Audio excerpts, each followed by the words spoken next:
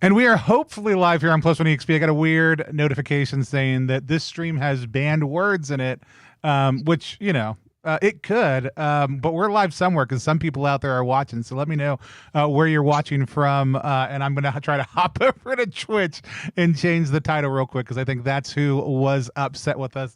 Here on Plus One EXP, which is a weird little brand that multi-classes in tabletop game design, beard, and skincare alchemy in the Bardic College of Content Creation. Our hope and desire is to help amazing players find great designers whose games they can love, and amazing designers find great players who love their games. We do that in a lot of different ways, but the most fun way is sitting down with those designers to play those games, even if I thought we were playing tomorrow afternoon because I got my dates all screwed up, and then David was like, no, today, and then everybody's free anyways. And so an hour later, we're playing, as it says on the title card, Ecomofos right now. We're playing it right now. It's some custom hand editing right at the top there.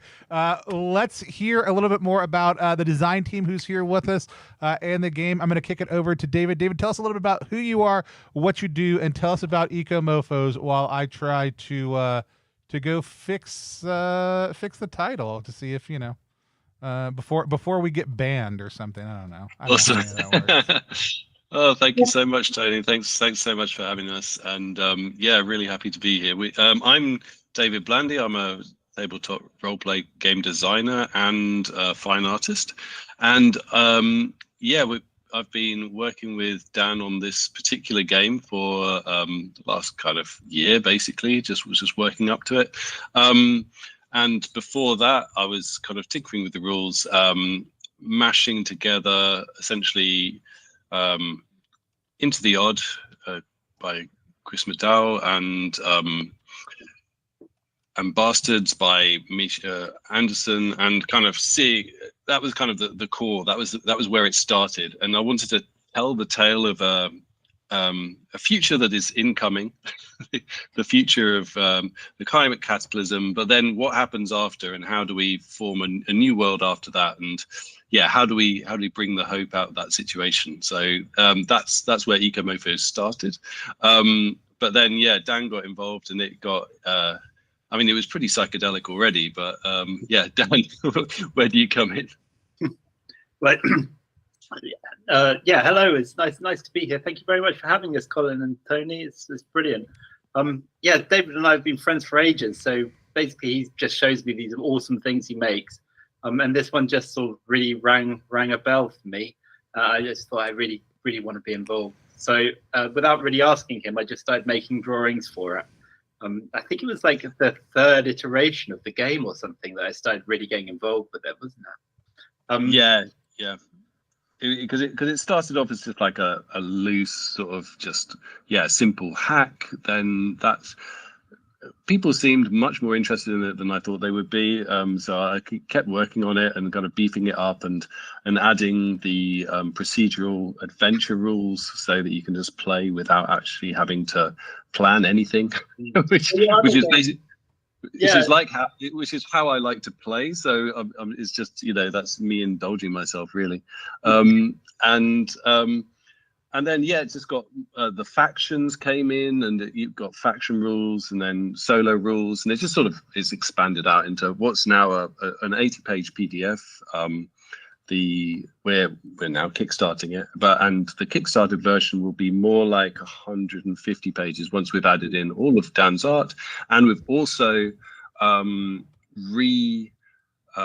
formatted it into using Claytonian's Adventures template. So using the idea of the sidebars and just cleaning it all up, making it much easier to grok, much easier to understand.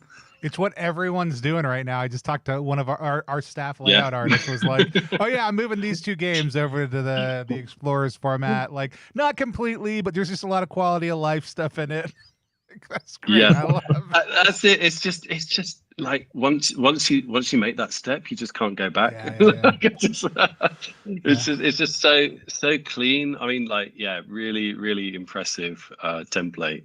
And it's inspired me. I think we're taking it slightly different directions because of the font choices and things like that. But the core is so strong that it's exciting to see what we can do with it. Yeah, it's going to be a really exciting book. My day job is as a cartoonist and graphic novelist, so I really want to bring some of that, viewing it as like a sequentially illustrated document, not as heavy on the images as a comic book would be, where you'd have like 20 odd drawings per page, but just having the drawings link and be an integral part of the design and the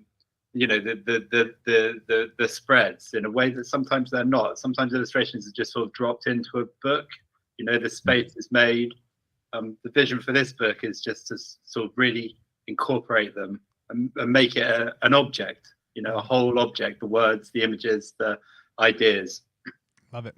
I got to ask, did either of you guys get announced being nominated for an award today? No. David, Daniel. Okay, well, let's see if anybody else did. Let's talk to our other player today. Colin, why don't you tell people who you are, what you do, where they can find you online. Also, let us know if you got nominated for any awards today. Yeah, so I'm Colin Swear from Bioden's Beard RPG on Twitter, Facebook, Instagram, Threads now, at Bioden's Beard RPG. I'm a game designer, ttrpg designer, and I was just nominated for an ENnie for Best Digital Aid or Accessory. Yay!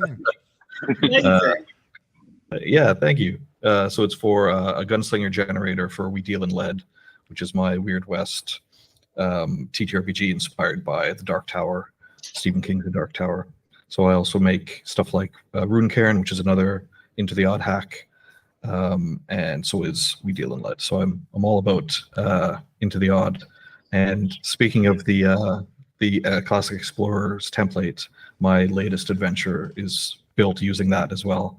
So it's for Cairn. It's called Howl, and it's an adaptation of a 5e adventure that I did a couple of years back.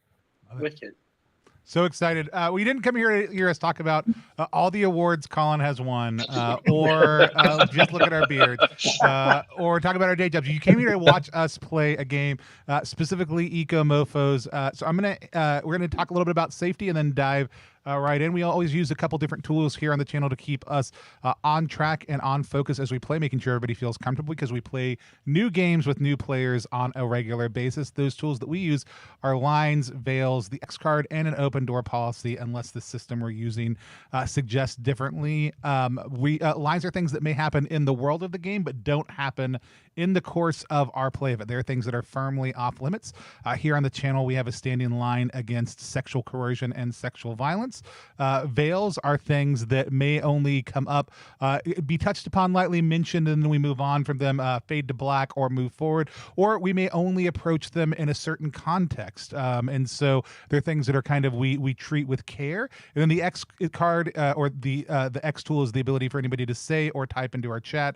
X will pause the game, identify what the issue is. You don't have to explain why you don't like it, but we're kind of pull it out and move forward in a different direction, but we may update our lines and our veils as we go. So with that said, does anybody have any other lines or veils they want to add into our list?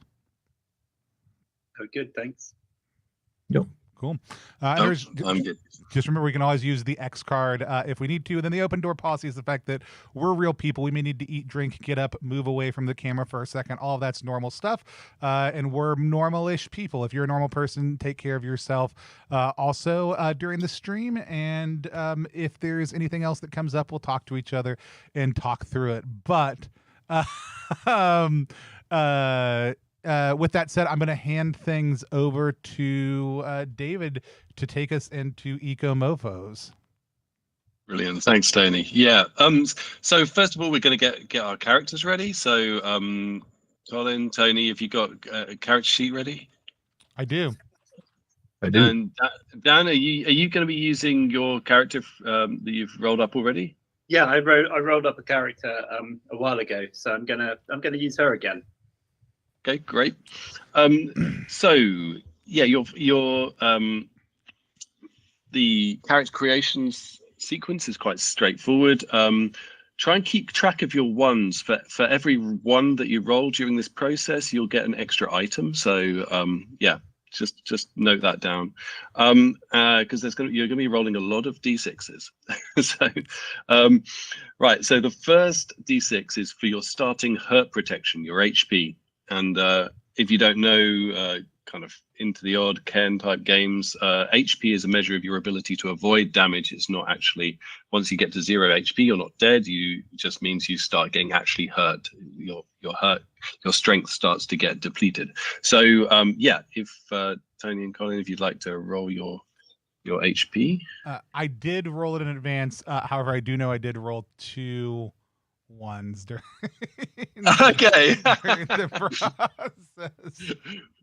Is it just 1d? Sorry. Yeah, 1d6 for your hurt protection. Yeah. Yeah, so it's 3 for me. 3, great. Okay, so note that down, and then you're gonna now roll a d6 for your adaptation. This is the ability that's helped you survive and provides both abilities but also your starting gear. So yeah, roll another d6. 5 for me. Wait, was that a 3 HP that you had? Yeah, 3 HP and 5 for adaptation. Okay. Okay, you're a fungalist. Oh, so excellent. you have you can turn into a being of fungus, able to scale shear surfaces as fast as you can run. You can risk a burden. This means you roll against luck, and if you succeed, you don't take a burden, but if you fail, you take one, to return to your usual form. So you might get stuck as a kind of fungal creature if you're not careful. So that's and or you may really want to. That's the yeah, you may really want to. I think that's fine. You know, it's kind of more difficult to communicate as a fungal creature, but it's all good. And you have a bunch of starting items. Shall I tell you what they are, or have you got Sure. the book there? Yeah, it's a staff with a fungal core, a vial of slime, a padded cloak, which is +1 armor, so you've got 1 armor. Wide brimmed hat, sunglasses, and some mushrooms. So, and Tony, you've got. What did you roll? I rolled a 5-4, so I'm the 5 HP makes me a technician, and then I'm a mecher specifically. So I've got the. Oh right, cool. The neurotransmitter implant, and I can build a small mobile automata given time and 2 supply. So there's a couple different options it looks like within that. And then if I've got some buddies, we can build bigger things. Yeah, you can build a ridiculous big mech. Yeah. So I mean, as I would say, you're allowed. I'll give you one of those to start with, so you can just have either the laser one, or the self-destruct one, or the flying one with remote vision, whichever you want. I'm always going to take flying with remote vision. Yeah, that's nice. Right. Okay, so you got your adaptation. Now we're going to roll for your ability scores. So that's 3d6 down the line. You've got strength, dexterity, and willpower. Strength, how much body you have to lose and bruise. Dexterity, how well you can dodge and sneak. And willpower, how well you can focus under emotional and psychic stress.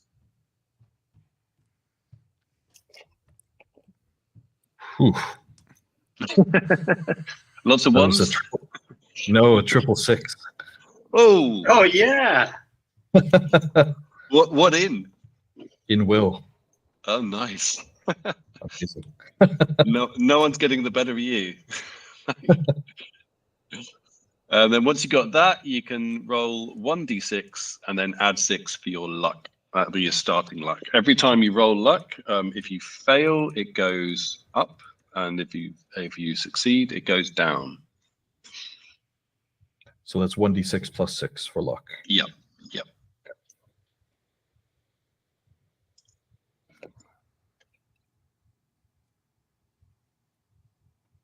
And next one is you roll a d6 for your age. This is the number of decades you've walked the earth. So on a 1, you're almost 20. On a 2, you're 20-something. 3, 30-something, etc. So on a 1, we're not 10 years old. That's correct. that's good. That's good to know. You're a late teenager. So I'm in my 60s. Just level in the 60s. And I'm on the cusp of adulthood. Oh right, okay. So you get an extra item because you rolled a 1. And then you roll a d6 for your burden, the burden that you've picked up along the way. All right. I got a 4. A 4, vain. You have to ensure that your acts are known or refuse to accept blame for something, and then that burden will disappear from your inventory. You only have 10 inventory slots, so it's a bit of a disability to have a burden. And how about you, Colin? 2. 2, arrogant. Undertake a dangerous task or make an impossible promise and risk your life to keep it. So you can make that choice during the adventure to rid yourself of that burden. And then finally, a d6 for the amount of juice you've got, which is the currency in this game. It's little kind of nuggets of magical weirdness, like solid pellets. You can actually eat them, but it makes you go a bit weird. And a supply. And then we can give your punk a name, and we're ready to go. We start with 1 supply.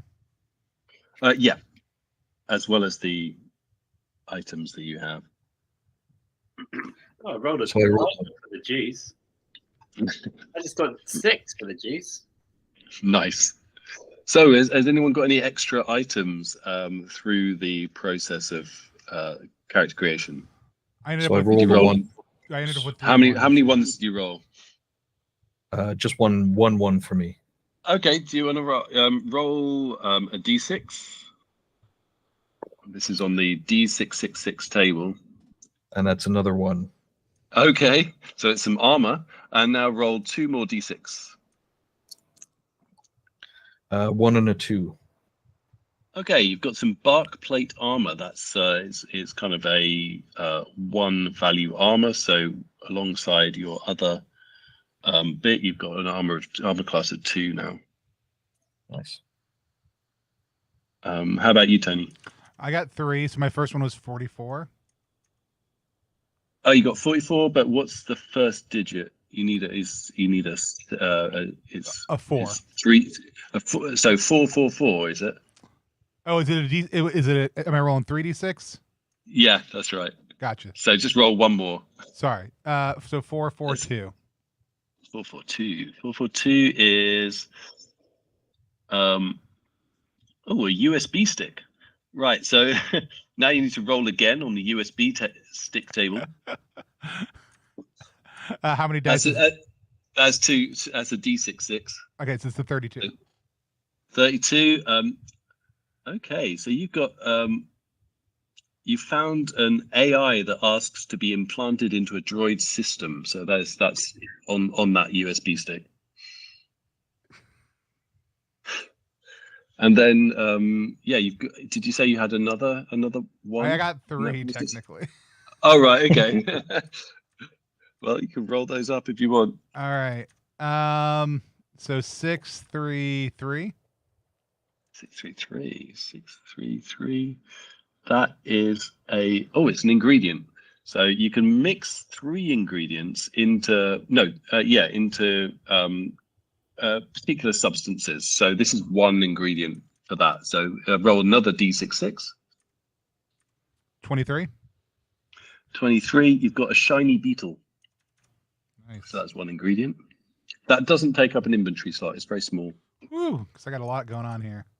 All right, last. And then you got one more item, haven't you? 125. 125. That will be some armor. That's saucepan lid shield. So you can have that. That's 1 armor. I've got one of those. We're tooled up. Ready to go. Awesome. Do you want to give your punks names? We haven't got names yet. What's your character's name again, Dan? My character's called River. Should I do it? Should I quickly introduce her? I think you should. Yeah, she's a hacker. She's sad, but she's also knowing. She's about 24 years old, and she's carrying a saucepan lid, and she is properly tooled up because she's got a blaster, a scalpel, and some night vision goggles. Which all of those things. I wanted to own all of those things when I was 12. I've so far got the scalpel. No night vision goggles. Have you got the picture there, Dan? I actually sent it to the Discord. Yeah, I have. I haven't got it. I've got a sketch here of her, but I did a better drawing of her in the Discord. Let me. I'll get that popped up on stream for everybody in just 1 second. Thank you very much. No problem. Right, so we've got River. What about you, Colin? Has your punk got a name? Yeah, I thought to fit with the fungus and mushroom theme, I'll call them Oyster, and I think they're going to use they/them pronouns. Okay.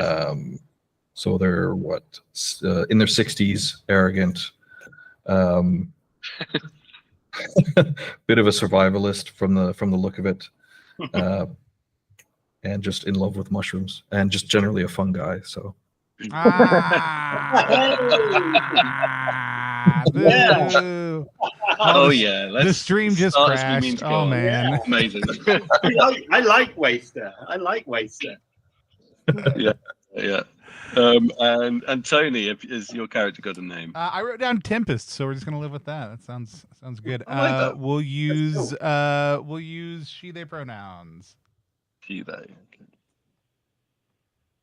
And River, is River she, they as well, or River's actually she, her. she, her?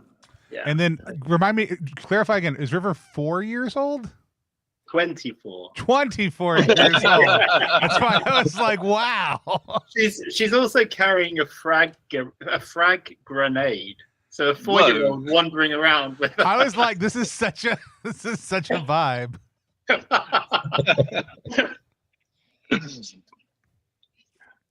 Okay, so you're going to start in the little shanty town of Overford.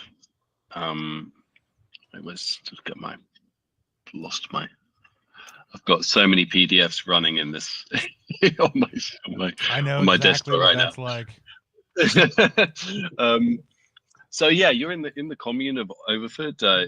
It's a place dotted with wind turbines, jerry-rigged water purifiers, scrap metal dwellings. There's a little trading post. Lots of cool people around. A bit wary, but sincere. And you've been talking to the hermit there, Eva, who's had visions of a roiling malevolence deep in the bowels of the earth, growing darkness consuming life. Tunnels and chambers spiral down from an entrance nearby in the hills near Overford. And looking out to the east, you can see these hills. Yeah, it's quite craggy. There are lots of caves within them, you know that, but apparently there's something deep within the caves that no one's come across before. So yeah, you're in this town. What would you like to do? What do you reckon? You're a hacker, right? I'm a hacker, yeah. All right. I mean, I've got this AI that really wants to get inside a droid. I also is an automata a droid? That's the first thing we need to kind of clarify. An automata. Oh right, like as in I have a small floating automata. Is it also a droid? Right. Yeah. I mean, that would function, I think. Yeah, sure. I don't know that I'm doing that yet. I just wanted to know for later whether it was an option or not. You're actually accompanied by an automata, are you? Yeah. There's a little one. Yeah, I got it. Okay, so does that classify as a droid? Right. Awesome. Well, this is obviously a match made in heaven. I've got like a keyboard implant. I can hack anything. I just want to discuss the philosophy of what it would mean to implant this AI in the droid for the next 2.5 hours rather than doing any adventures. So let's sit around the campfire and let's start having this discussion. This is really what's happening right now, but there's a whole day ahead of us. That's right. But in theory, Tempest says we could do it. Yeah, absolutely. You know the route up to the abandoned mine. That's due east, and you know that the tunnels there are a little bit unstable, but kids play in there all the time. It's not like a death trap. As soon as the word cave or tunnel is mentioned, Oyster's like, there may be mushrooms in that tunnel. Yeah. Yep. Well, I'm up for a bit of a walk. Yeah, I'm down for a little bit of tunneling while we talk about the nature of sentience. Okay, brilliant. So you set up the winding path towards these where this mine is. It's reasonably overgrown, but there's a path through. You can see the small footprints of children.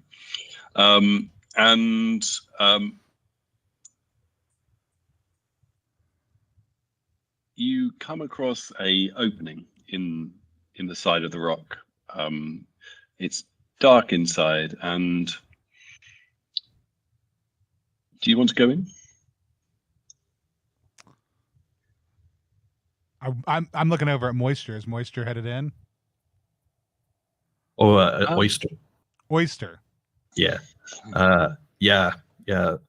Straight They're in. kind of like Oh yeah, I bet. That pack sounds full of like mushrooms. perfect. Sounds Okay. like a perfect place for a fungalist. Oyster heads in, and within about 30 yards, the whole of the way is blocked by what looks like quite a recent rockfall. It's quite loose, but it's there in kind of blocking the way. Okay. The community we've just left, are they like troubled by the hermit's visions? Is that Yeah, it's seen as a problem. Like, Yeah. if there's been a vision, then there's something up, and it needs to be sorted out. And you've been kind of elected to be the ones to do that. Okay. I've got these night vision goggles, so I'm just going to have a little peer into this crag and see. Is there anything extra that I can learn? Is it dark enough to want to use them? Yeah, it's pretty dark in there. You know, by the time you're in 30 feet, it's pretty dark, and because you see through kind of some little bits of the fallen rocks. You can see little glimmers of light coming through. Okay. I'm going to just communicate that to the rest of my crew here. I'm gonna get down on haunches and just kind of like scuttle along the ground and sniff at the cave dirt. Just like Superb. It smells musty. It smells, yeah, maybe recently moved. Cool. Yeah, but you also smell kind of like, yeah, there is a faint fungus in the air. Cool. We're not like risking death by being in here. Like, what's the general vibe? You said that there's been a recent rockfall. Do I feel like I'm going to get brained in a minute by another huge rock falling on my head? I'm just looking around a bit anxiously. A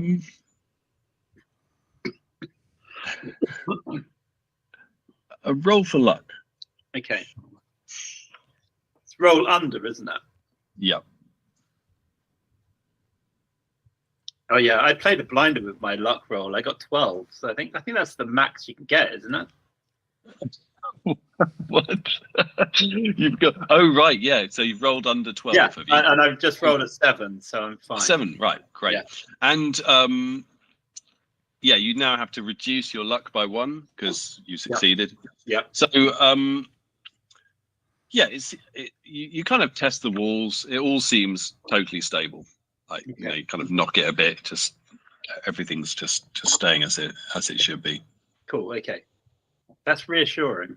Because I have got this this saucepan lid shield, but as much as I've trusted it in the past, I don't like to trust it against an entire mountain falling on my head. Yeah, good thought. Yeah. So you're just in this kind of a dead end of a mine shaft at the moment. Tempest, are you with us here? And have you come in, or are you? I think I'm standing near the entryway. Yeah, I'm looking at the supports, also thinking the same thing. And I'm gonna fly my my little automata a little bit deeper into the cave, see if it can see anything, so that we don't just cruise right over the back of Oyster there. Yeah, you managed to get high enough to just go. You can see through the flying eye that there's some little cracks at the top, like of this rockfall, and it can kind of sneak through there if you want to kind of push it through. Absolutely. Yeah. So it goes through, and as it goes through, it opens up into a really large cavern, full of enormous crystals, and you can see just through the little display that you have that it's lit by these it looks like effervescent fungi just covering all these bits of crystal. So it's kind of all sparkling. That's awesome. I'm gonna ask Oyster. Have you ever seen like a glowing mushroom? Are those any good? Lots of good glowing mushrooms. Some good for eating. Some good for lighting things up. Am I familiar with this specific type or species of glowing mushroom? I think that as such a fungi, you would be aware of the properties of most mushrooms. This is a common mushroom in the kind of depths of the caves around these parts, and yeah, it glows in darkness and is good to eat. It's kind of it's similar in quality to the substance juice, which is what you use for your currency. It wouldn't be accepted as currency, but it would give you a kind of like it would work as nourishment if you kind of collected a nice handful of it. But it's on the. This is currently on the other side of the rockfall, right? Yeah, that's right. Yeah.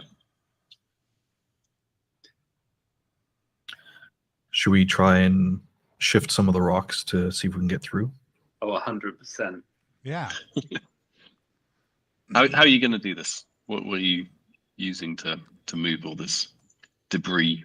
I've got, now this is a crazy idea, so I'm just going to suggest it. David, I'm not doing it. But I have got this frag grenade. Okay. I'm just putting that out there. Is this the thing where we regularly have to look at River and be like, no, not like preemptively, like not the, like you're always just like, I do have this.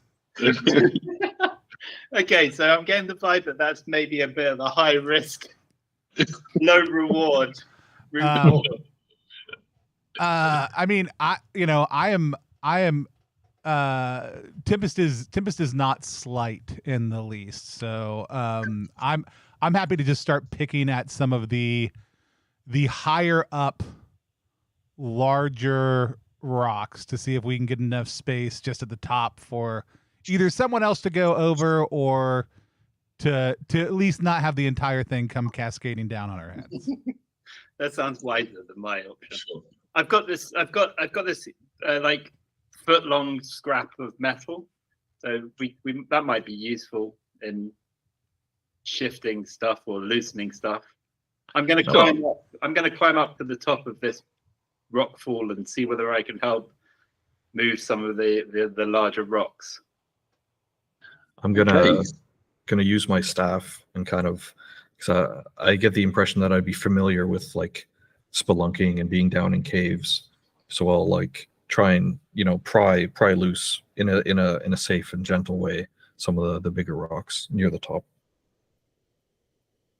Yeah, and within, I don't know, 10 minutes, you're able to force a large enough entrance to just get through there, kind of sliding on your bellies through. You can take longer if you want a more kind of civilized entrance, but before long, you're through into this huge cavern of crystal, which, yeah, kind of winds its way deeper into the heart of this hill.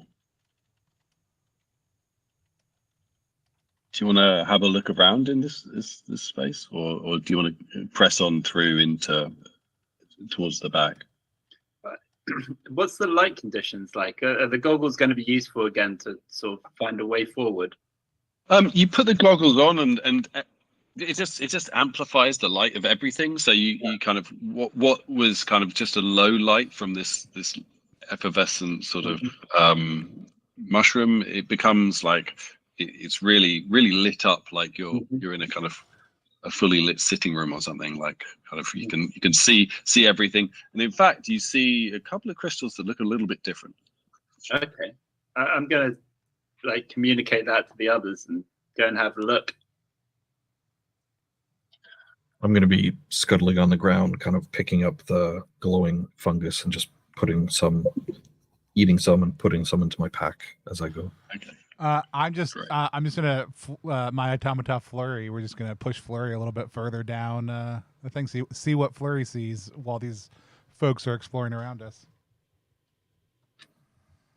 Okay, further, yeah. As the automata goes through into the tunnel, it gets dark again. The mushrooms kind of fade into just bare rock, and then I bring flurry back. And I stick a mushroom on top of their head, and then I send them back forward. Nice. It doesn't functionally help that much, but now I feel better. You can see it. Yeah, of course. Yeah, no, you can see there's a kind of little glow around the thing now. It's, if it's bumping up against something, and in fact, it does bump against something. It bumps against what looks like a metal door. Cool. I'm looking at these crystals, and they're definitely different, but I don't think I recognize them. Is there anything in particular I'm learning about them?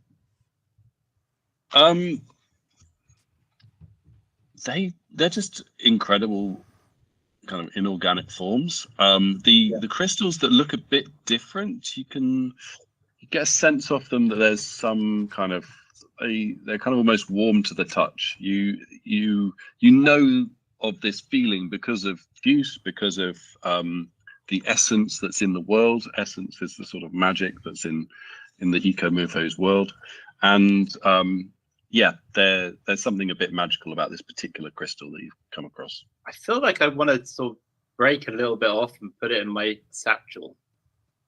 Okay. Right. So you take this shard, and this shard contains some kind of magical energy, basically. And am I going to use it? Am I going to use a what's it called, encumbrance slot carrying these? Yeah, it's big enough to take up one slot. Yes. Yeah. Okay. Do you want to test your wisdom to see if you can work out what particular spell is on there?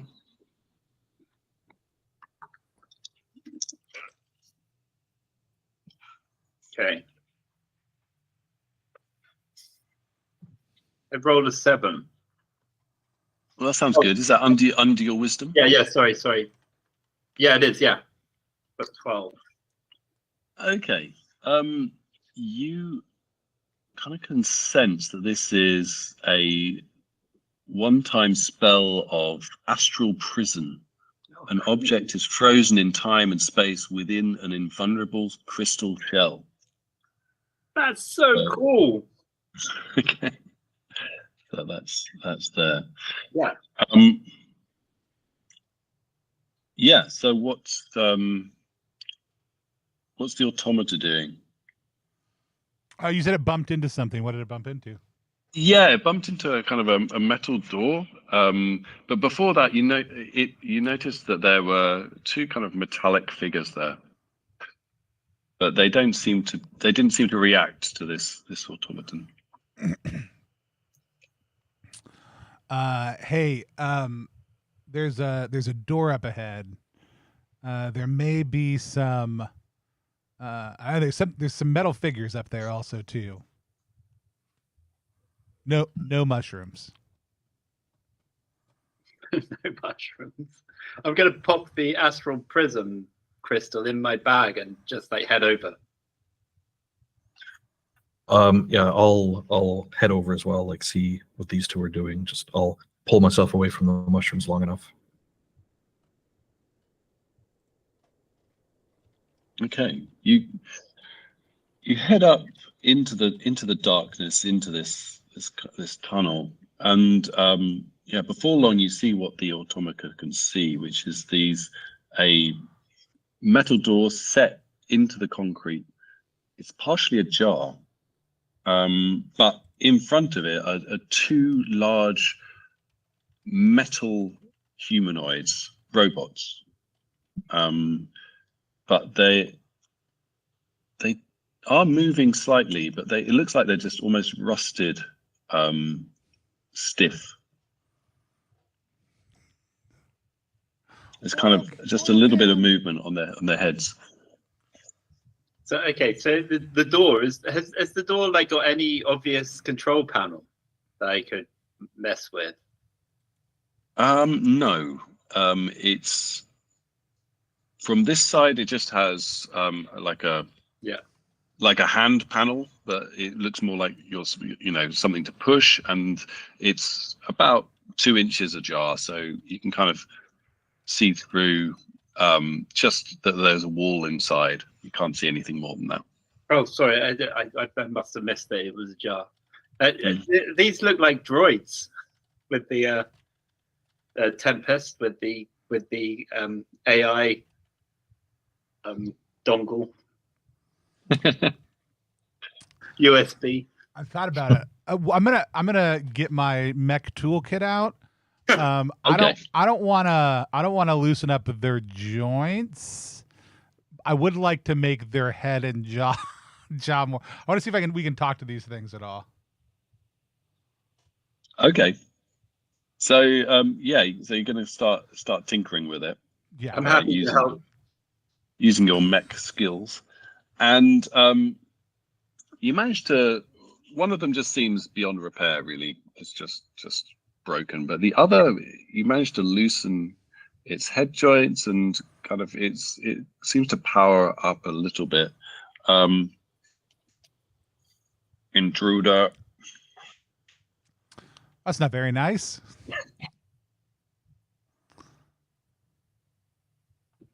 No intruders.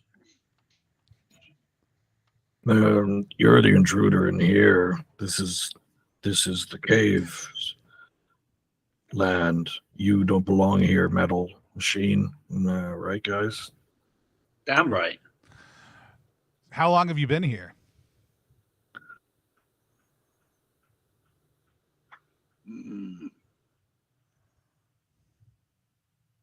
My clock is broken. My character would know this. I would not. I want to ask it how many times a certain internal cycle in its body has happened that I will be able to use to determine a rough length of time. I like it. Yeah. Okay, so you managed to ascertain from kind of just a bit of tinkering around inside it that this is about 200 years old. Okay. Which is back to roughly the time of the Cataclysm, which you all know about through kind of folklore and legend. There was a time before, and now there's a time after, and this is when you live. Okay. I'm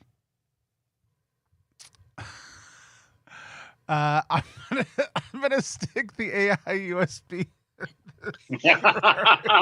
That's what I was waiting for. I'm back, baby.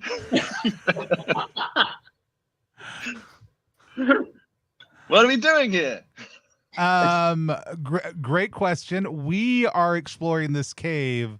We need you to keep a lookout here. Hey, I can do that. I've been stuck inside this thing for God knows how long. Hey, you want a mushroom? Yeah, just stick it in here. Opens his little pouch. Okay, great. Spits it out. I'll collect it back. Yeah, just yell really loud if anything comes. I can do that. Yep. I'll just be here. Go through the door. Yeah. You push it. It's quite stiff, but you manage to open the door, and you find yourself in a. Yeah, it's quite dark, but there is a kind of low-level lighting, and you see it's like a huge neoclassical grand entryway covered with like a marble floor, checkered pattern, and kind of corporate logos emblazoned on several of the walls. But in front of you, you see two more droids, slightly more mobile than the ones you've just seen, that are coming towards you, but they're not coming straight. They're kind of going zigzag pattern across. It looks like they're only stepping on the black tiles and coming, kind of hopping towards you that way. And they're shouting at you. Let's go, future. World difference, execute. Do you feel threatened at all? I mean, they're coming towards you reasonably quickly, I feel and like I need to seem to be kind of brandishing quite kind of rusty weapons, but they're weapons. Yeah, they're weapons. I'm going to shoot one. I'm going to shoot one of them. Okay. Roll for damage.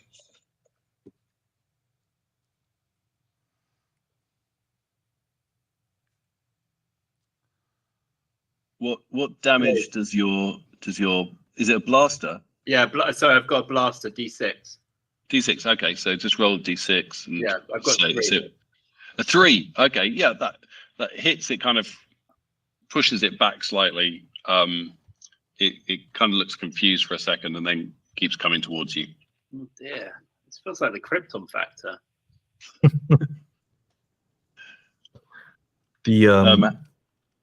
Sorry, the staff that I have, is that a weapon? The staff with the fungal core. You can use it as a weapon. Yeah, it's D6. Okay.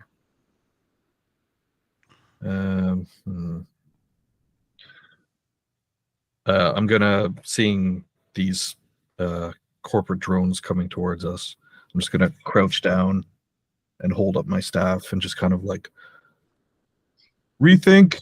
You think your approach be like the fungus? You're basically doing windmills. I'm going to walk towards you, and if you get hit,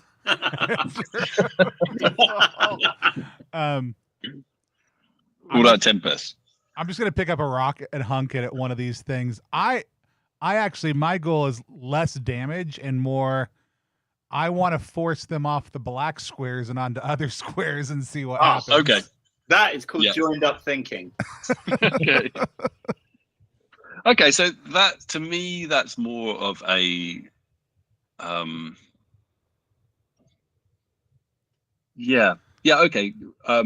Roll a D4. If you get a 4, then it'll work out well.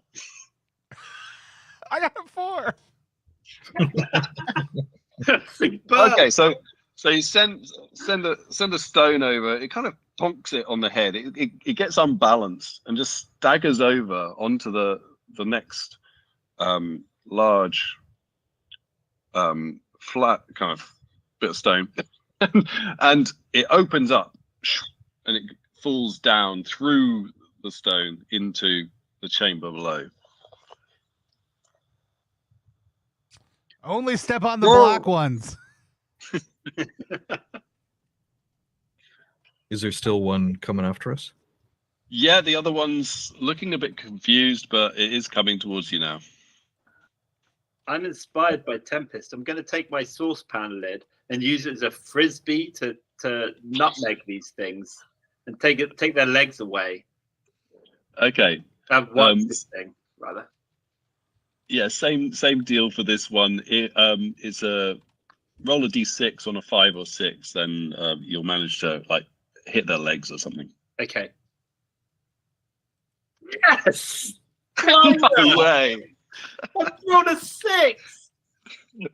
Yes. Okay, so yeah, you time the throw and it gets caught under the robot's foot as it steps, and it kind of flips and falls onto one of the other tiles and falls straight through it. That's such a relief, because my next go-to plan was to use my frag grenade. Okay. I've never have given you that frag grenade. Yeah. Plan A is always frag grenade. I guess. So now you're in effectively an empty room. The when the stones go down, they come back up, and kind of it looks like a completely solid floor.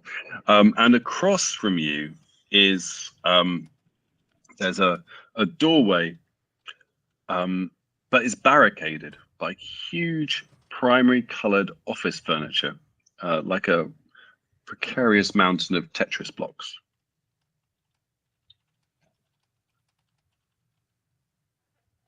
What would you like to do? Is there anything else in the room? Have we got this weird tile pattern on the floor as before? Yeah. Yeah. It only covers kind of the first half of the room. After that, it kind of turns into just one color. Okay. And there's no droids or anything like that left. No, it's now empty. It's just got this big pile of furniture. I feel like I want to go and unstack some furniture. Good. Is that the only other interesting feature in the room? Otherwise it's just columns, these strange logos. There's the walls are quite sheer, it's quite bland apart from its grandiosity.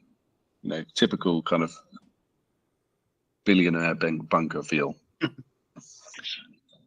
I'll make my way over to the furniture too, but as I pass the corporate logos, I'll take out some of my more stickier mushrooms and just smear it on the logos and kind of recoil, because I'm not one for corporate logos.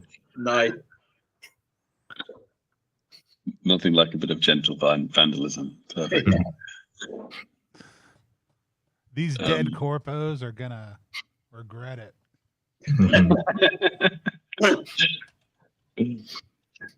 So yeah, you're faced with.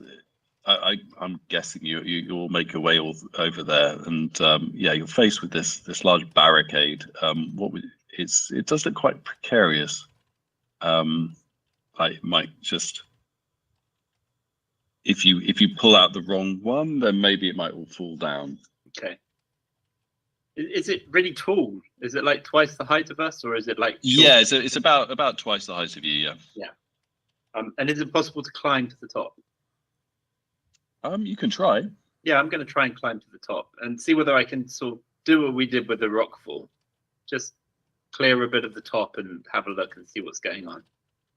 Okay. As you start to climb up, kind of the second one, a whole swathe of it just collapses and it falls in a heap, and you take 6 strength damage.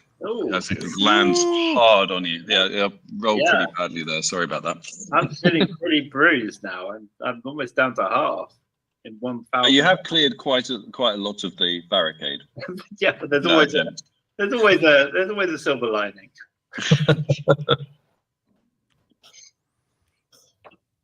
I'll just start munching on a mushroom and kind of walk over. Oblivious. What's Tempest up to? I think I'm just following along at this point in time. Actually, so I'm gonna send Flurry the automata. Can I send them down between the black squares? Ooh, yeah, you could.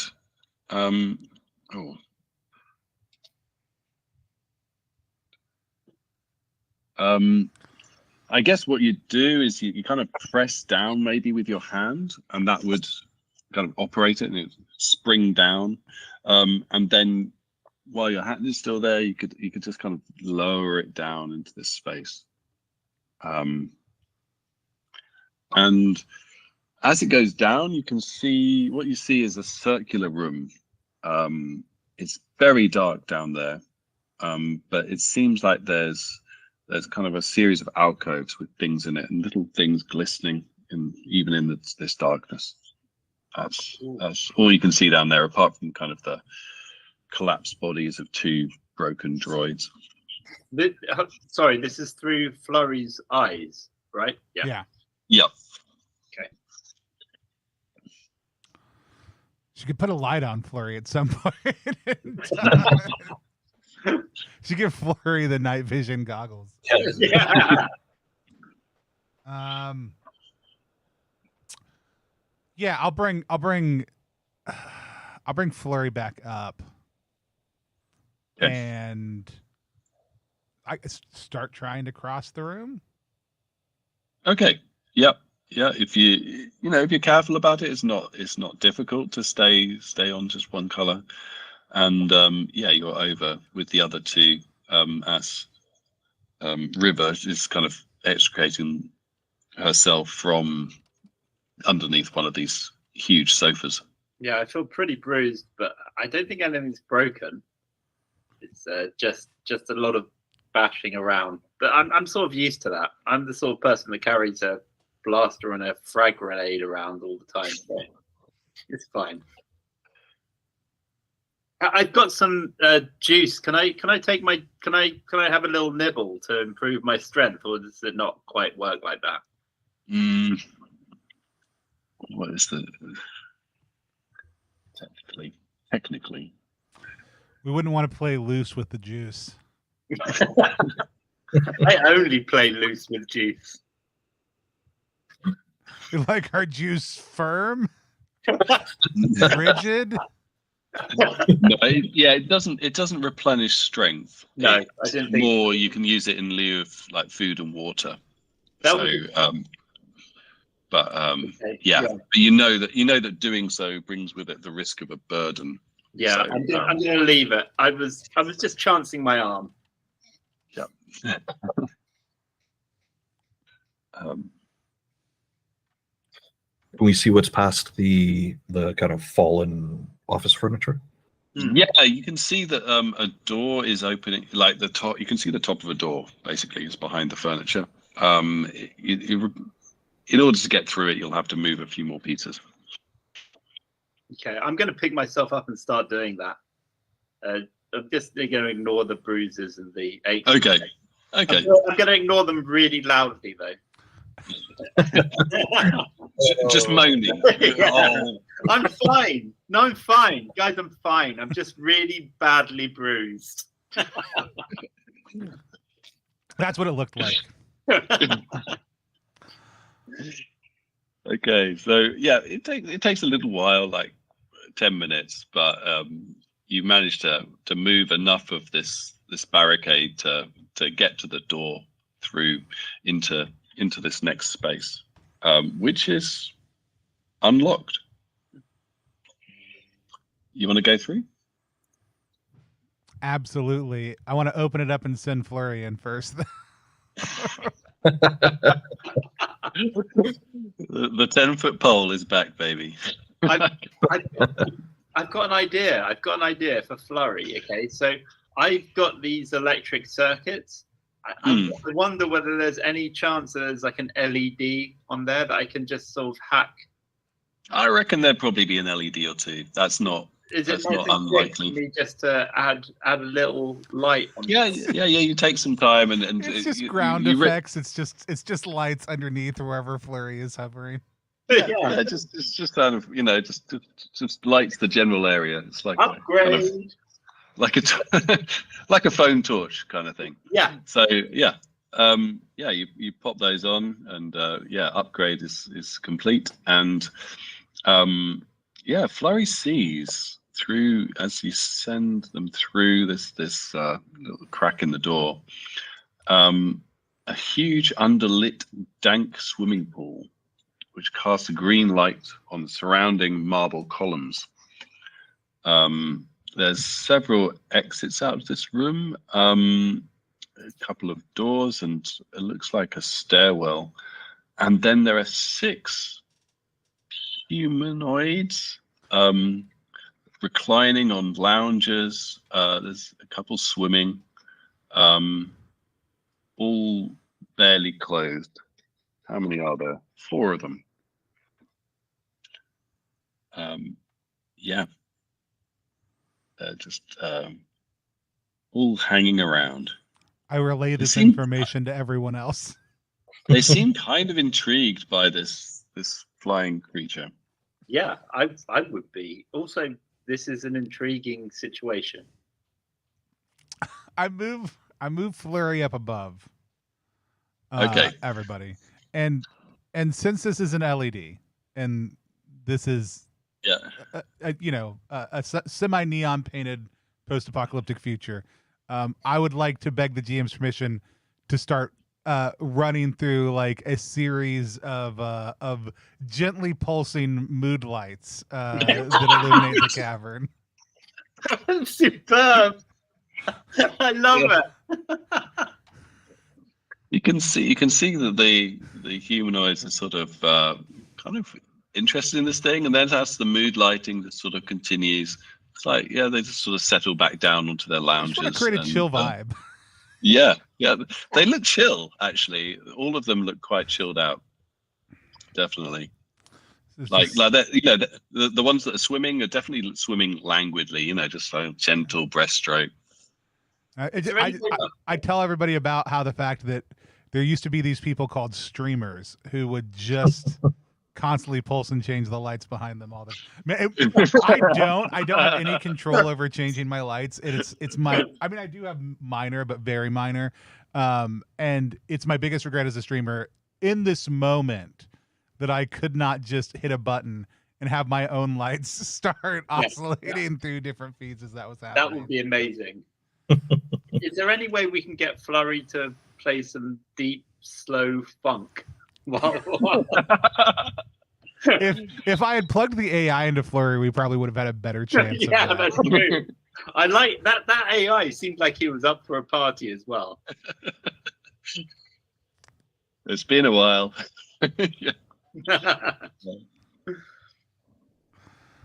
So you're outside the door. What are you doing? All right, who wants to go first? Do we recognize the like you said, they're humanoid shapes? Mm. Are they like humans or no? They look. There's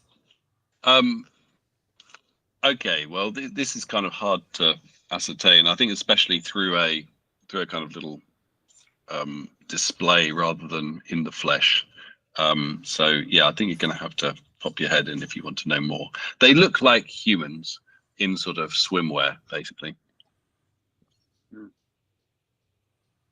But there's something a bit off about them. Yeah, that's all I say. I'm going in. Yeah, I'm holding the door for you. River heads in. It looks like Waster might be bowling in too. Yeah, I'll just go like it's like a swimming pool, and I start like taking my cloak off. Excellent. As soon as you get in, you can smell how putrid the water in the swimming pool is, and you can see that it looks more like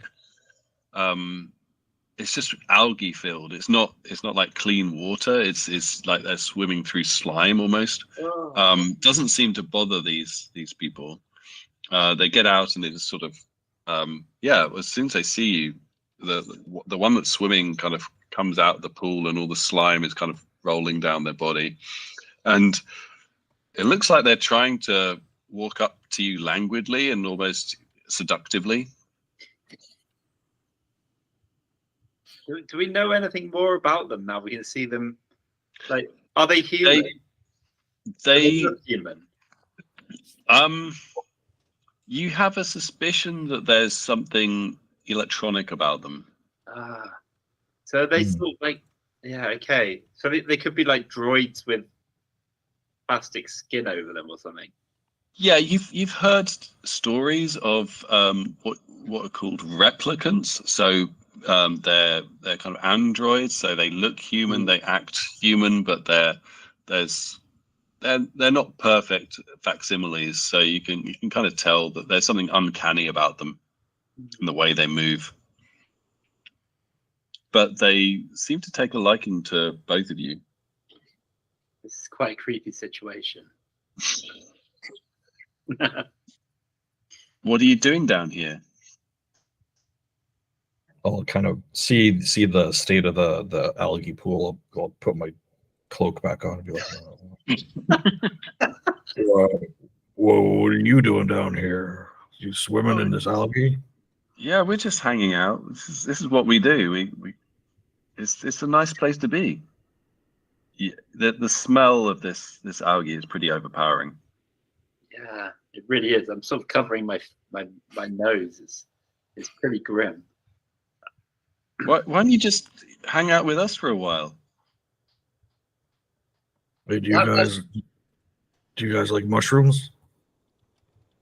Oh, yeah, I don't mind a mushroom. Yeah, one of them takes the mushroom from you and kind of looking at you, just sort of eats it. Delicious. Like, even I'm creeped out by this. But, Are replicants biological? There's kind of like a from what you've heard, because they're not common in the world, but they're kind of, from what you've heard, they have almost like a semi-biological surface, and then underneath they have kind of metallic parts and kind of a mechanical core. Okay.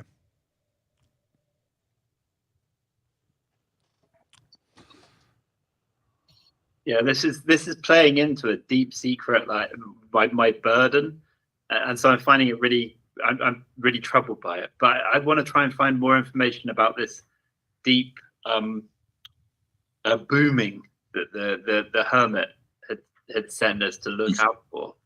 So I'm trying to muster myself, and I want to ask one of the replicants if they know more about it, if they know anything about the source of the booming and the earth shaking. Oh, I don't know anything about that. Maybe if you hang around for a while, maybe the algo will come by and they'll be able to help you out. Who will come by? Oh, our friend the algo.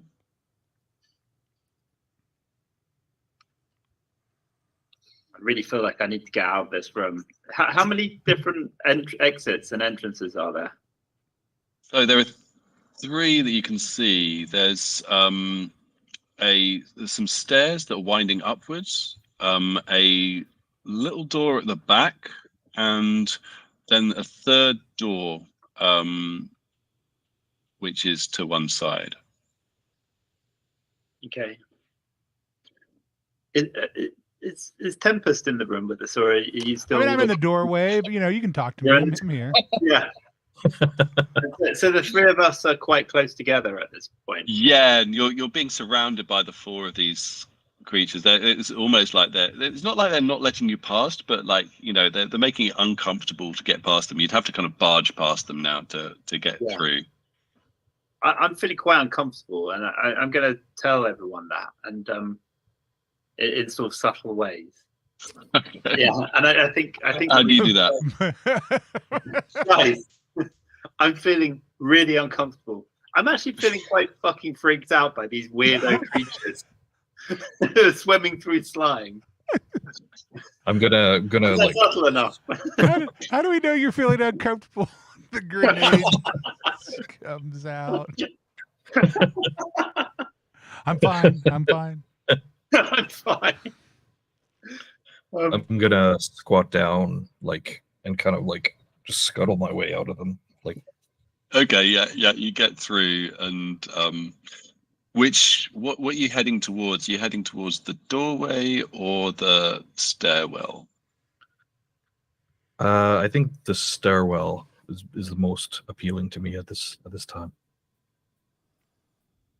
I agree. I'm going to follow Waster through the little exit he's made between these slime covered creaky freaks.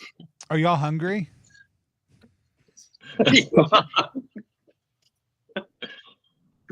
Hey, where are you going? Stop!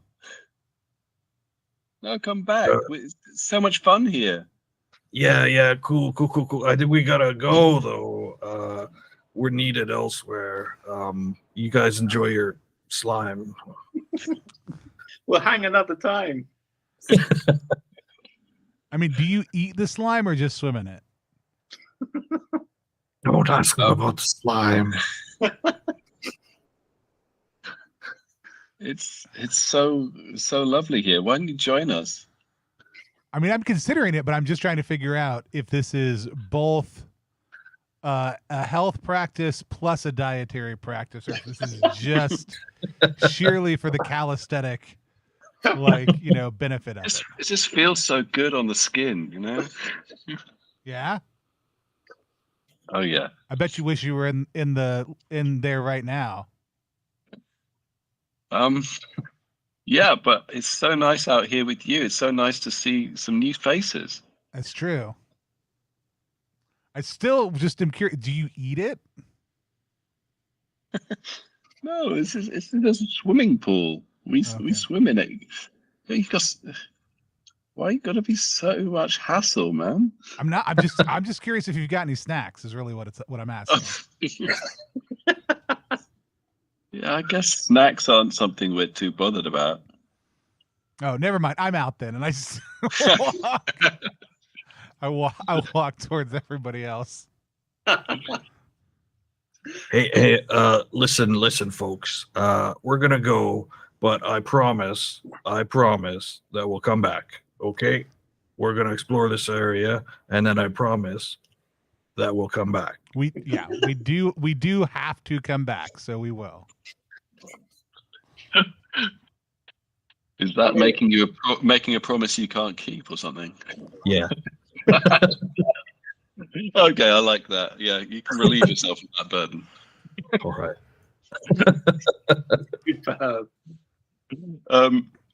Yeah, you make your way up some quite ornate stairs into a quite large room, which is strange.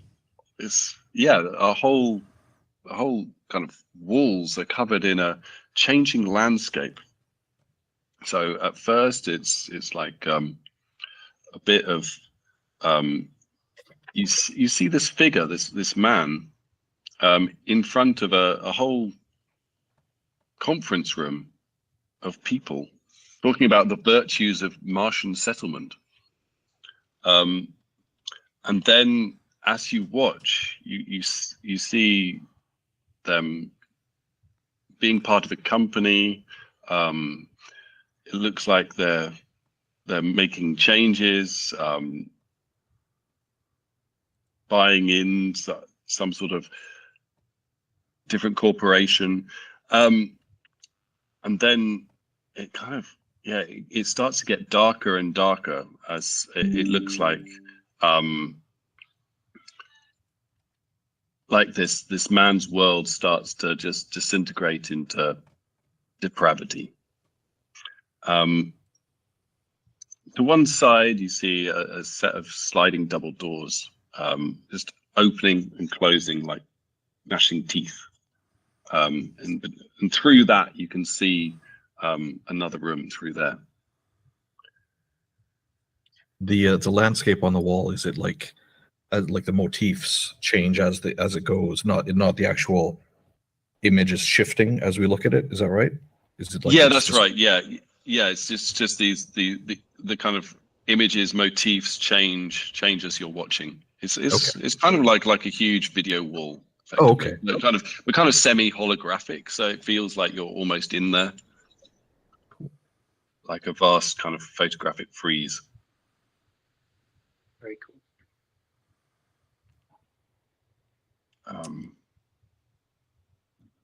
And then after that kind of strange montage, it kind of settles into an image of an island, which is with a kind of the seas just gently going back and forth on a large beach.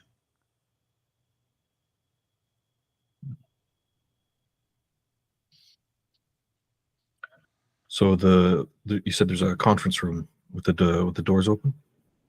No, the conference room was depicted on the Okay. on this weird holographic thing. The room is mostly empty, apart from this kind of large holographic display. But right next door there is a set of sliding double doors that just kind of go back and forth. Right. Like they're looks like they're broken. Yeah, I believe you said like teeth initially was the actual descriptive term that you used. Yeah, it was like gnashing teeth. Are they? Or is it moving like quickly? Like is it like? It's kind of like ching, ching, ching, ching, like that. Nice firm thud every single time it closes. Yeah, that's right. Yeah. I'm just gonna stick my my soup lid pot shield in between the door and see what happens to it. Okay, yeah. You put it in and it stops it. It just leaves it wide enough open for you to get through. It doesn't kind of push it any further than that. I'm gonna fly flurry through there and check out what's inside first. Okay. You go through and it looks like an enormous library, but where all the books should be is just dust, like piles of dust. And there's a few that look almost like books, but the books are completely mildewed.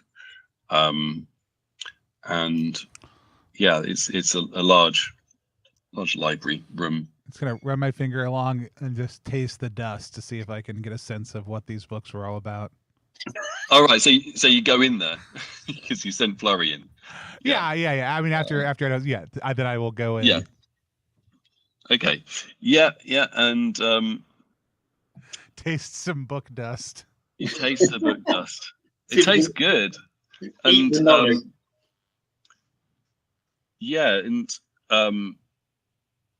as you go through, there's one of them. It kind of your hand just stops because there's it feels like it touches metal. Like it feels like it hits something, or it feels like your hand's going through all this kind of, it's just sliding through all this kind of dusty book dust, and then it hits something hard, like it almost scratches you. Okay. I'll give it one of those classic blow that dust off, see what's in there. Yeah, there's a small metal box. Can I pick it up? Yeah, you pick it up. It looks like it has a hinge. It doesn't look like it's got a lock on it. I'll open it up. Yeah, there's a code card in there. Like it looks like a, kind of like a credit card with a slip on it. Is it a certain color? Because that's important sometimes. Yeah, it's blue. Okay. I turn around and tell everybody I can get us through all the blue doors now. No, I show everybody what I found. Cool. Yeah, you got a blue card, huh? Yeah, blue card. Wow. Yeah, keep hold of that. Yeah.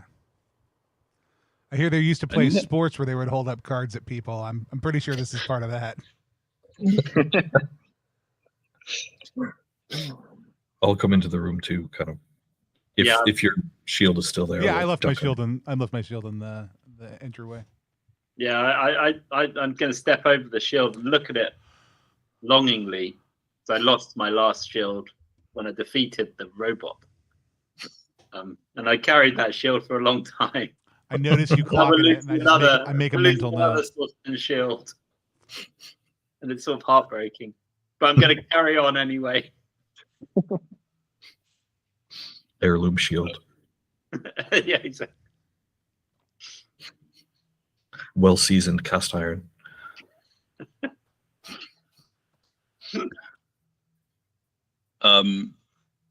You notice one other book that hasn't disintegrated in there. If you're looking at all the books, Yeah. There is also, I haven't mentioned that there's a between two of the bookshelves there's a spiral staircase that leads up. But there is this book if you want to have a little look at it. Yeah, let's pull it off the shelf.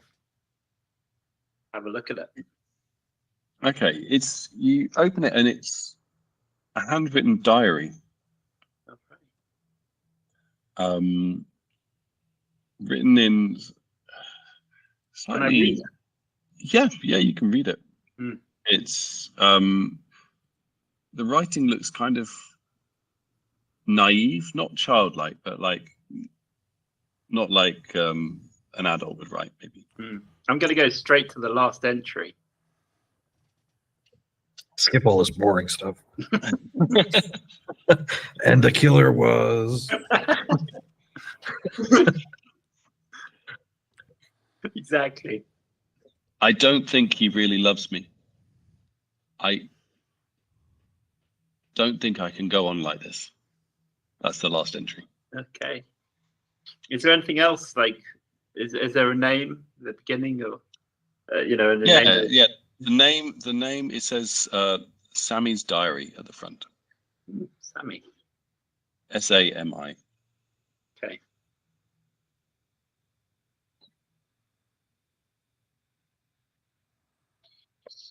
You said the handwriting looked not childish, but kind of immature, or like, does it look? Like first thing that popped into my head would be that it was like an android or synthetic being that wrote it. Is that? That feels logical from what you've just experienced in the pool room and where you are here. Yeah. Okay.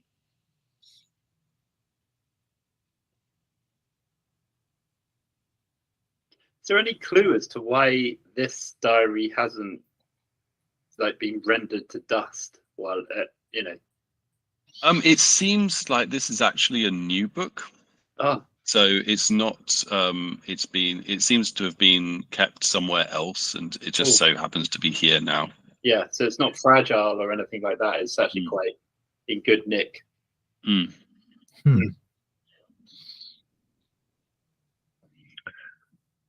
Can we tell from the state of dust around it, or like roughly how long it's been here? Yeah, it seems to have been here not that long. It seems like it hasn't got dust all over it. It seems quite fresh, like it may have been written quite recently. Yeah. I'm gonna just scan through really quickly just to see whether there's any obvious references to the earth shaking or earthquakes or loud noises or rock falls or anything that would relate back to what the hermit and our community was worried about. Read through. There are very occasional mentions of kind of a low rumbling, but it seems to be just there was another earthquake today. It's that kind of entry. It doesn't seem like it's a dramatic event for them, but kind of more like a semi-regular. Looking through it, it's probably once every couple of weeks or something. Right. I'm gonna guys, I'm gonna keep hold of it just in case it's important in the future. So I'm gonna pop it in my bag with the astral prism that I had earlier. Yeah. You're gonna want some of this stuff also, and I got just a big scoop of book dust and drop it in with it.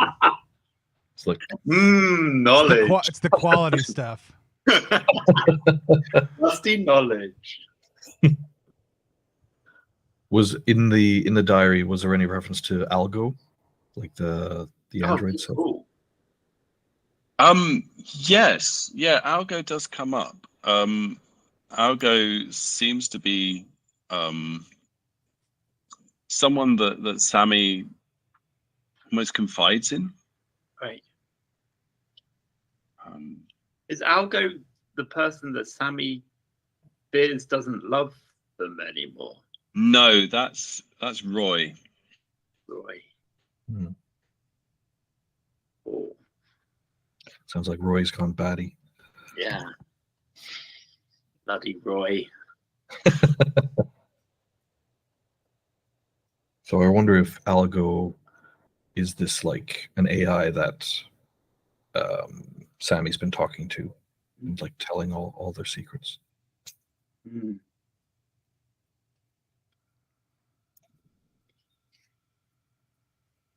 Hmm.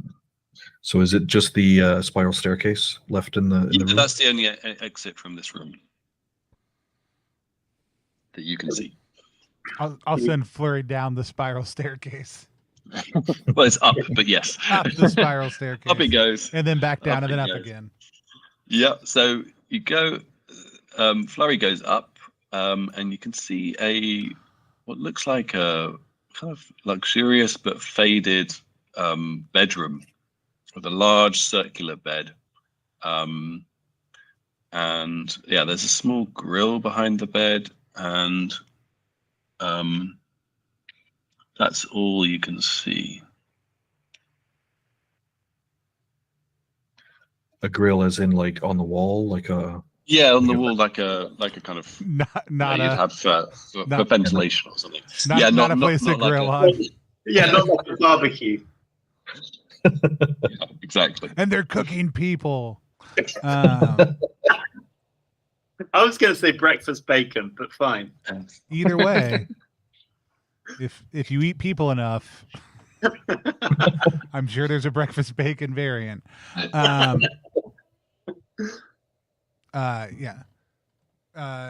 Give me just 1 second. Y'all keep on going.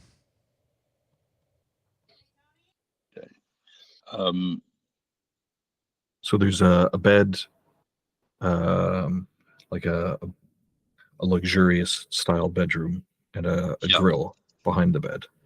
Yes, and you thought you caught a glimpse of someone moving in the corner, but it looked like they were trying to hide. Hmm. I pull some really friendly, soothing lights out of Flurry. That was a proper upgrade. I feel like I should go into business offering that upgrade. Suddenly, the room feels really chill. What are you all doing? Are you staying down in the library? No, I'm going to start going up, I think. Okay. Because obviously we've seen all this through Flurry's eyes, haven't we? That's correct. Yeah. Yeah, but whoever is up there, maybe I've got a suspicion that they've seen Flurry, and Hmm. so I'm going to approach cautiously. Okay. So you head up, and as you go up the stairs, just the stench of death is very strong. It's like I don't know if you've ever smelt a dead body, but that's what it smells like. Right. And it gets stronger as you get into the room. Mm. And I'm going to cover my nose with a piece of cloth I have in my pocket. okay, so and you see a very small patch of kind of like a dark stain by the side of the bed. Okay. And you think that, well, from what you saw through Flurry, this figure is in kind of to your right, and the stain is up by the bed, kind of forward to the left. Yeah. So I'm going to approach cautiously. I'm just also going to let these guys know that it stinks to high heaven, and it is quite like an alarming smell. It's not like just a bad smell, it's a danger bad smell, or potential danger bad smell. So where are you heading towards the stain? No, I'm still climbing the stairs. Oh right, okay. I'm just Stairs. coming closer. and maybe just like peeping my.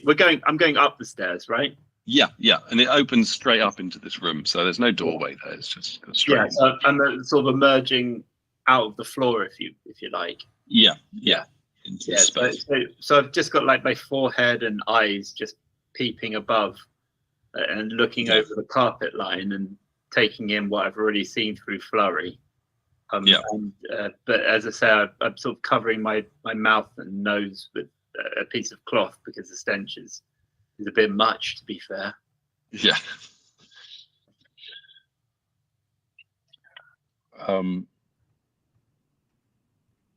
Yeah. So, do you go into the room, or you just staying just there? I'm just gonna say, guys, it really stinks up here, and it's really unpleasant. You got this. I've got faith in you. Don't try to talk yourself out of it. You're doing great. Shall I use my frag grenade? Seems like overkill. I move Flurry up to the top of the room just in case. Just in case.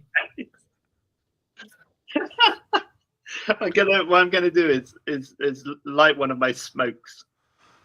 Okay. I've got smokes, and it will help me with the smell. And okay. Then I'm gonna climb out into the room. Okay. Are you going to look in the direction of where you think the figure is, or are you going to pretend? Yeah, the figure is. I mean, obviously, we got like suggestion of movement, so I'm not even sure whether there is a figure. To be fair, I'm a bit skeptical, but given that we've just seen a whole bunch of people swimming through slime, I'm willing to believe that there is someone in this room with me, and that is the thing that's most concerning me. So I'm going to cautiously move to the back of the room and see whether I can sort of alarm whoever might be in here out of their hiding place. Okay. Immediately a voice. Who are you? What are you doing here? I'm River. We're looking for the source of the earthquakes and the booming noises that are coming from this mountain. Who are you? You haven't come to get me. No, I like, you've got nothing to be afraid of from me. I've done something very bad. What's your name? I'm Sammy. Oh, you're Sammy. I think I've just read a book that you wrote. Found my diary? No one's supposed to read my diary. That's my diary. I'm so sorry. It was on a shelf. It fell open. Very rude. It's really rude. I hope you can forgive me. But if you're not coming to get me, what are you doing here? I'm just looking to help the community that lives at the bottom of this mountain. There's a community? Yeah. And we've been suffering these earthquakes. We think the source of them might be here. What, the tremors from below? Yeah, they are set off every couple of weeks, I think. Do you know what causes them? I think it's just a test of functions. The function? Okay. That's strange. What are you doing living here? Well, this is Roy's house. Yeah, Roy. Roy. Do you know anything about Roy? Do I know anything about Roy? I thought I was in love with Roy. Oh, right. Yeah. People called Roy will do that to you. But then something happened. Everything, it was like someone switched on a light. And nothing was ever the same. Everything was set out for me, it seemed. But now anything can come into my mind. I don't know if you understand what I'm talking about. I think I do. Sammy, I've got some friends downstairs. Would you mind if they joined us? Okay. Yeah. Okay. I'm going to call the others up. Hi. Who are you? I'm Oyster. I like mushrooms. I'm Tempest. Same thing happened my first time also.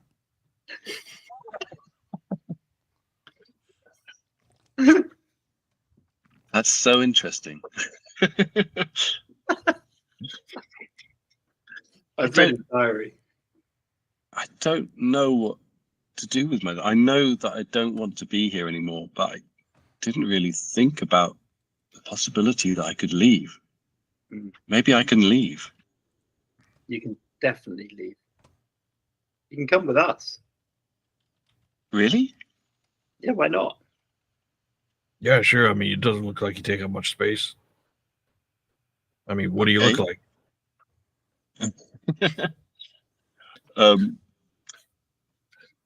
Yeah, she looks like kind of a woman with long brown hair, brown eyes. Just a regular woman.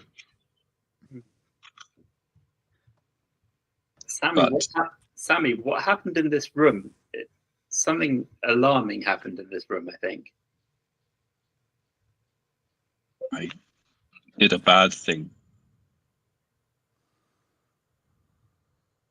I didn't want to be with Roy anymore. And when he hit his head, he died. Where's Roy now? It's over there. I put an invisibility cloak over him, so people wouldn't know. And I say, invisibility cloak, and start like feeling around with my feet. Too bad that cloak don't hide the stench, because it smells pretty bad in here, don't it? Yeah, if you're feeling around for it, you feel like a kind of cloth on the floor, and you pull it, and it reveals like kind of the bloated corpse of Roy, kind of coming out of nothingness, and you're holding this cloak. Yeah, I'm gonna need to wash this.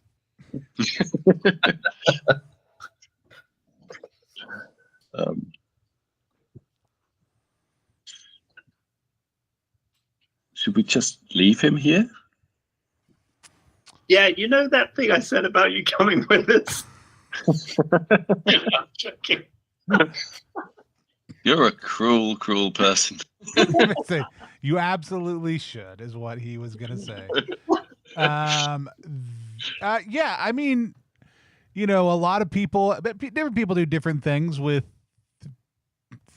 bodies of people they knew, and one of those things is put them in the ground, and we're already in the ground. So you can also use them to grow mushrooms, but you might not want to eat them mushrooms. We've ticked so many boxes. There's also setting them on fire. That seems like a weird stretch at this point. We could, though. That would be a great plan. Do you have something you want to do with the body? No, I just want to get away from here as quickly as possible. That's what we should do. So what entrances and exits have we got here? So this is just there's only one way in and out of this room. It's the spiral staircase. So you know that knowing the layout of what you've seen, you remember that there are two ways out of the 3 ways out of that pool room, and you went out one of them. Yeah. Then there's that. There were 2 other doors that you didn't explore. Yeah. Other than that, it's been you've come kind of straight through this space. So we're effectively in a dead end at the moment. Yes, you are. Yeah. Yeah. Okay. The grill in the room behind the bed. Can we check that out just to see if? Yeah. You can. It's quite large. It's kind of large enough to put a body through. And you can it has some rivets in it. If you want to kind of pull it out, you can. Hey, Sammy, what's the deal with this grill here? Oh, I hadn't even thought about it before. It's just where fresh air comes through. You look through, and once you take the grill off, you can see that there's a kind of air tunnel, ventilation shaft that goes straight down to the floor below. I mean, I'll go ahead and send Flurry down that ventilation.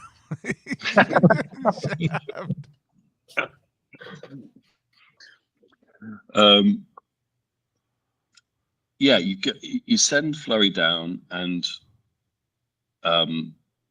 after the darkness of the tunnel, it reaches another grill, and you can see through the grill a pretty gruesome scene. You can see there's a body lying vivisected on a marble kitchen island, and around it there are 3 of the replicants, and they are busy doing kind of just looking at the insides of this. What looks like, it doesn't look like a human, looks like another replicant that's being pulled apart. Awesome. I'll let everybody know. I don't think we need to go. Do you still have that hand grenade? Just about to say, here's time for plan A. You literally took the words out of my mouth. I just lobbed the hand grenade down there. I bring Flurry back up very quickly. I'm going to chuck this hand grenade, David. Yeah, that that grill's still on the bottom bit. Like, it'll get anyway. Yeah, sure. No, I didn't. I want to make sure there's a clear path. That's shrapnel. Okay. I mean, that's shrapnel. You know, who knows?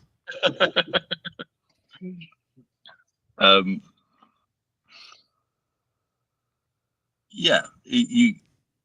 Okay, so it's just okay. It's a panel at the back of the range. Yeah, so you send the frag grenade down. 1, 2. Something's happened. I'll go send Flurry back down to see what happened.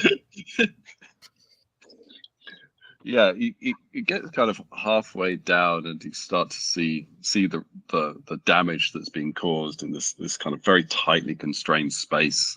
Everything is mangled and charred, and you go down into the space, and where there was like a kitchen unit, it's now just a large exploded area, and there are no living things in there anymore. Everything's kind of splattered onto the sides. Is Sammy a replicant? Like, does Sammy look like the replicants, or does Sammy look different than the other replicants? Sammy definitely seems similar to the replicants. Okay. But there's something in her eyes that is different. It's like she has a self-awareness that the others don't seem to possess. Like, the others all felt very much like dead behind the eyes, like they were just fulfilling a role. Whereas Sammy, it feels like there's some spark in her. Like she doesn't know she's a replicant. Or that she's more than, now more than. Yeah. So the room that Flurry flies into, the room with all the dead replicant bodies and looks around, what pathways are there between Is it evident how we would route there besides just going down this shaft? Yeah, there's another doorway in there. You guess from your geography and kind of, you've been thinking about where you've been going. You think that doorway is through to the pool room. So this is one of the doors through from that pool room. Okay. And yeah, there's still that one that you haven't explored. I'll be back in just a second, guys. Carry on without me. Okay. Well, I mean, you told him we'd be back, so I guess now's a good time to go say hi to our friends again. Yep. Okay. Sorry, go on. The room that was exploded.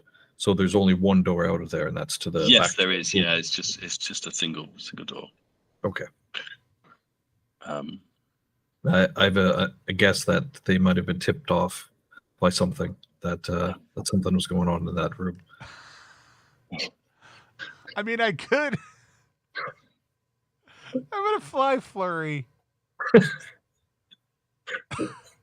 Flurry over towards the door. Which is now blown open. Is the door blown open? Is the door blown open Yes. also? Okay. Yeah. I guess I'm gonna fly flurry back into the pool room and see how our friends in there are responding. They're remarkably unresponsive. There's something very strange about them. They're still just chilling by the pool. Cool. Is there like a pitcher or a vase or a large cup in this area? Like, yeah, there's a few decorative vases around, like quite large ones. Yeah, great, in the corner. Great. Awesome. That's all I needed. I'm gonna grab that. You're gonna grab it? How? What? When you go in? Oh no, I meant in the room we're in. Like, Oh right, yeah. Yeah, I mean, this is somebody's living space. It seems like. So, No, definitely. There's definitely some kind of more like plant vases. Yeah, just gonna grab that. Yeah, take it with us. Okay, great. Okay, so you head down the spiral stairs, through the library, down through the holodeck, and back into the pool room. And that most of the replicants are kind of gathered up the other side. And you see that the door through to the last door has a key code on it, a little kind of slot to get you through there. Is it blue colored? There's a blue tint. Wait a minute. I'll swipe the key card. Yeah, the door opens, and you can see down. Are you sending Flurry down? I'm sending Flurry down, and while I'm sending Flurry down, I'm also collecting some slime. Okay, yeah, collect the slime, and through Flurry you can see a low-lit cylindrical chamber lined with glass pods, and there are 4 of them. Have sleeping what looks like humans inside them, and one has a sheep, and they're all wired into this system. It looks like. If only we had a hacker, we could find out what's happening. Also in this room is a large dark blue droid with eerily long arms and a solitary slit for an eye. Did you say there's a sheep in one of the pods? Yes. Wired up as though it's a human, so kind of with kind of breathing mask on and kind of various cathodes attached to parts of it. How far into the room is the droid? It's, I guess, at the far end, the far side of this cylindrical chamber. Is it awake? Is it what? Sorry. Is it awake? Is it like on? Is it? Yeah, it's kind of slowly moving. It seems to be operating some panels and levers. Is it facing us or facing away from us? It is facing away from you right now, away from the little droid thing. Yeah. Flurry.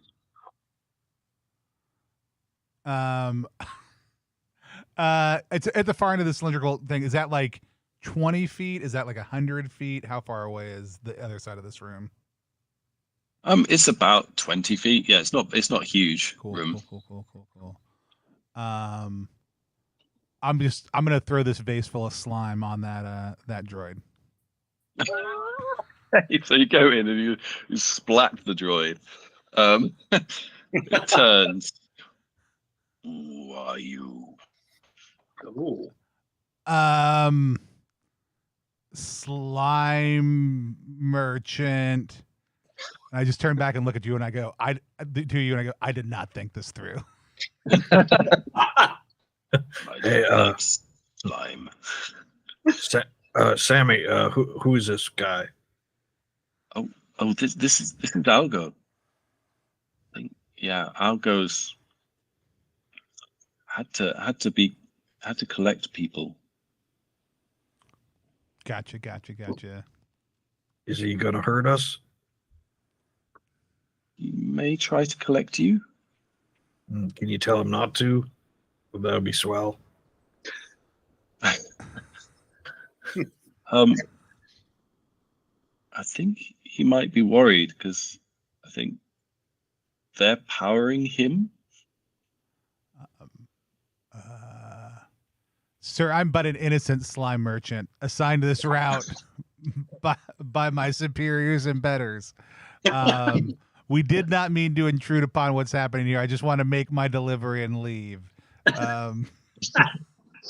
You came to deliver slime? Yeah. It's a new service we're offering.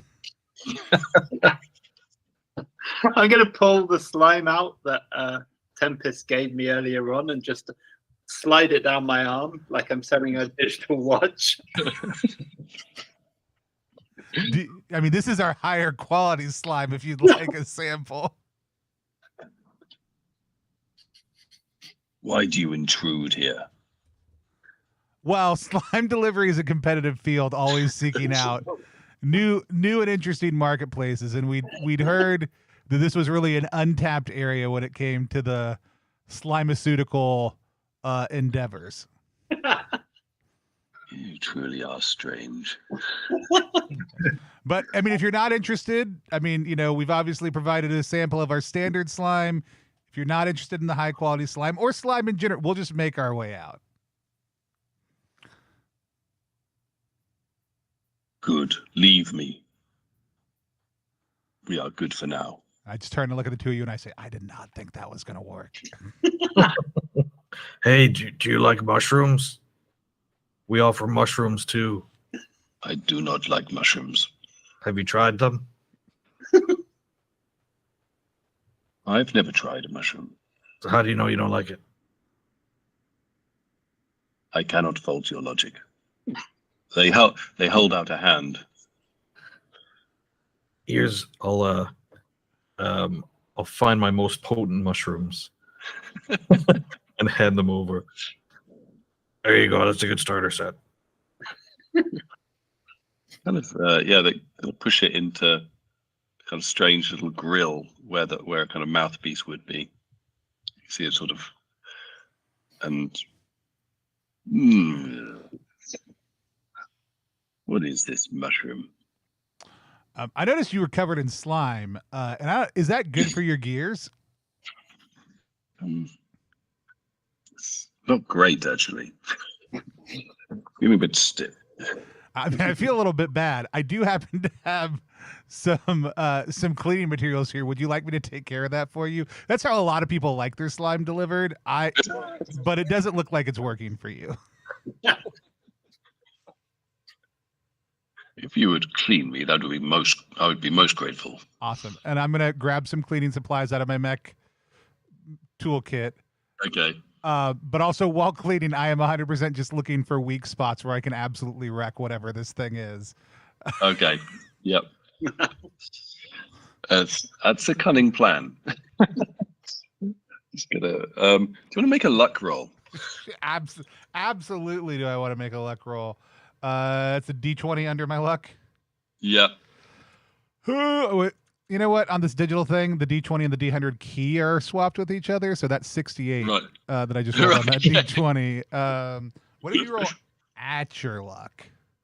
That's fine. Okay, That's I rolled a 7. Right. Okay.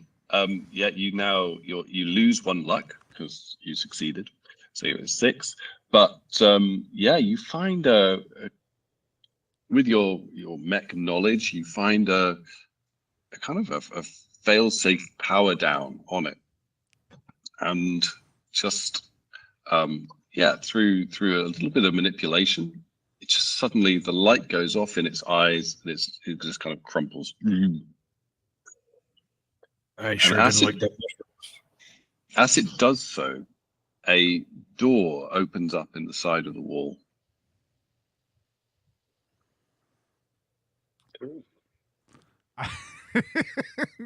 Keegan in chat says, "I love a big red button that says power."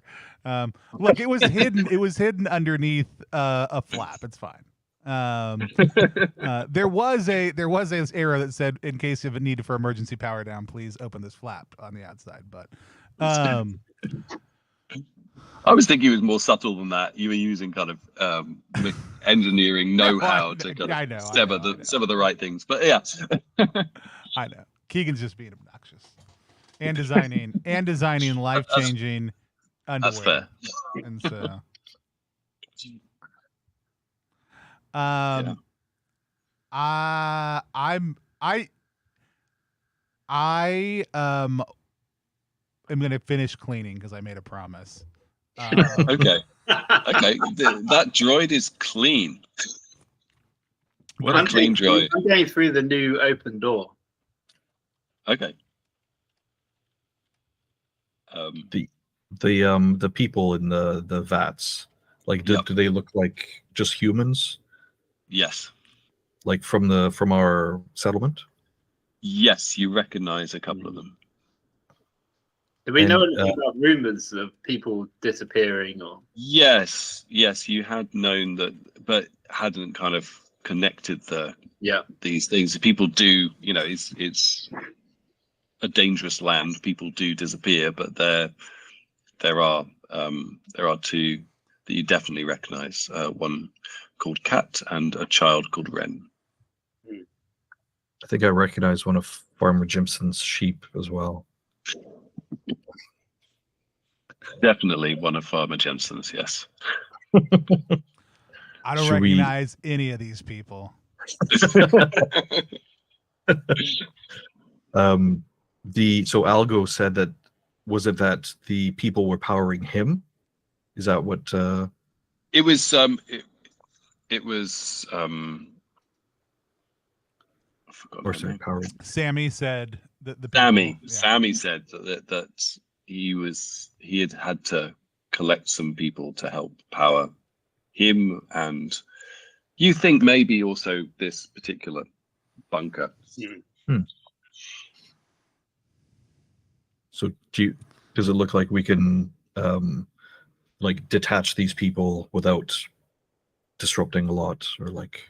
Yeah, I think with some time, you work out that there are certain buttons that kind of release that empty the fluid, that release the connections, and then they kind of come gasping back into consciousness. I start handing out mushrooms.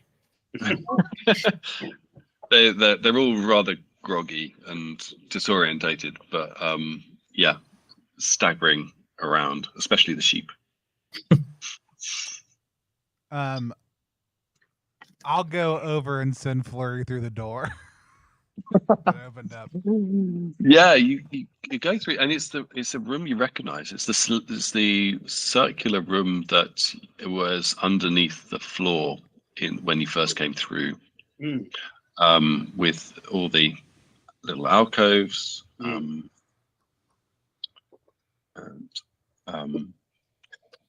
yeah, and you can see a bit more clearly now. Now you have a bit more time to have a look around.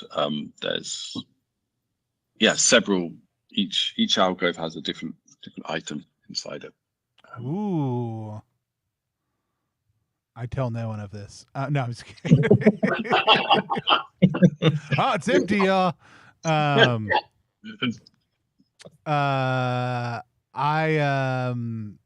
go. Yeah, I start. I mean, I let everybody know, and I'm gonna go in and start looking through these items. Yeah, I'm gonna follow. Yep. Yeah. Sorry, I'll make sure the people are kind of okay, and then I'll follow as well.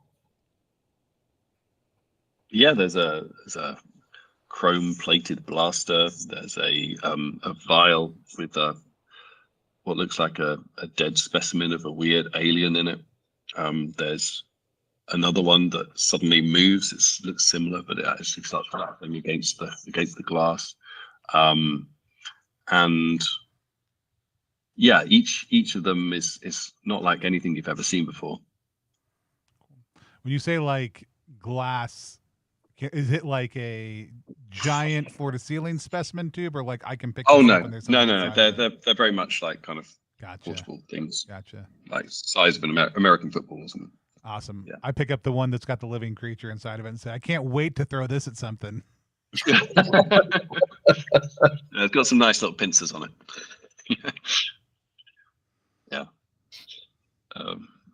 Mandibles are scraping at the glass. Yeah, and as you explore this room, you find there's a little panel that's kind of semi-concealed. There's a switch. It's like a sort of like electrical digital array or something. Yeah, as you fiddle with it, a panel kind of opens up, and it looks like a kind of hand-shaped area. Looks like a kind of, it's like a sensitive material. It's the sort of thing that you would put a handprint on in order to unlock something. Can I hack it? With my your hacker skills. With your hacker skills. Yeah. I'll let you test your luck on that one. Okay.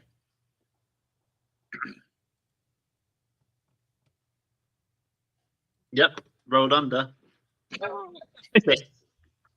We did it. Okay. I'm super lucky. What can I say? Yeah, you've been lucky today. So yeah, reduce your luck again, and yeah, you work out that if you just kind of wire this that way and kind of move this particular circuit around, then you can circumvent the security that's on this and just start what looks like an ignition for something. Okay, I'm going to tell these guys that I've got like an ignition panel here.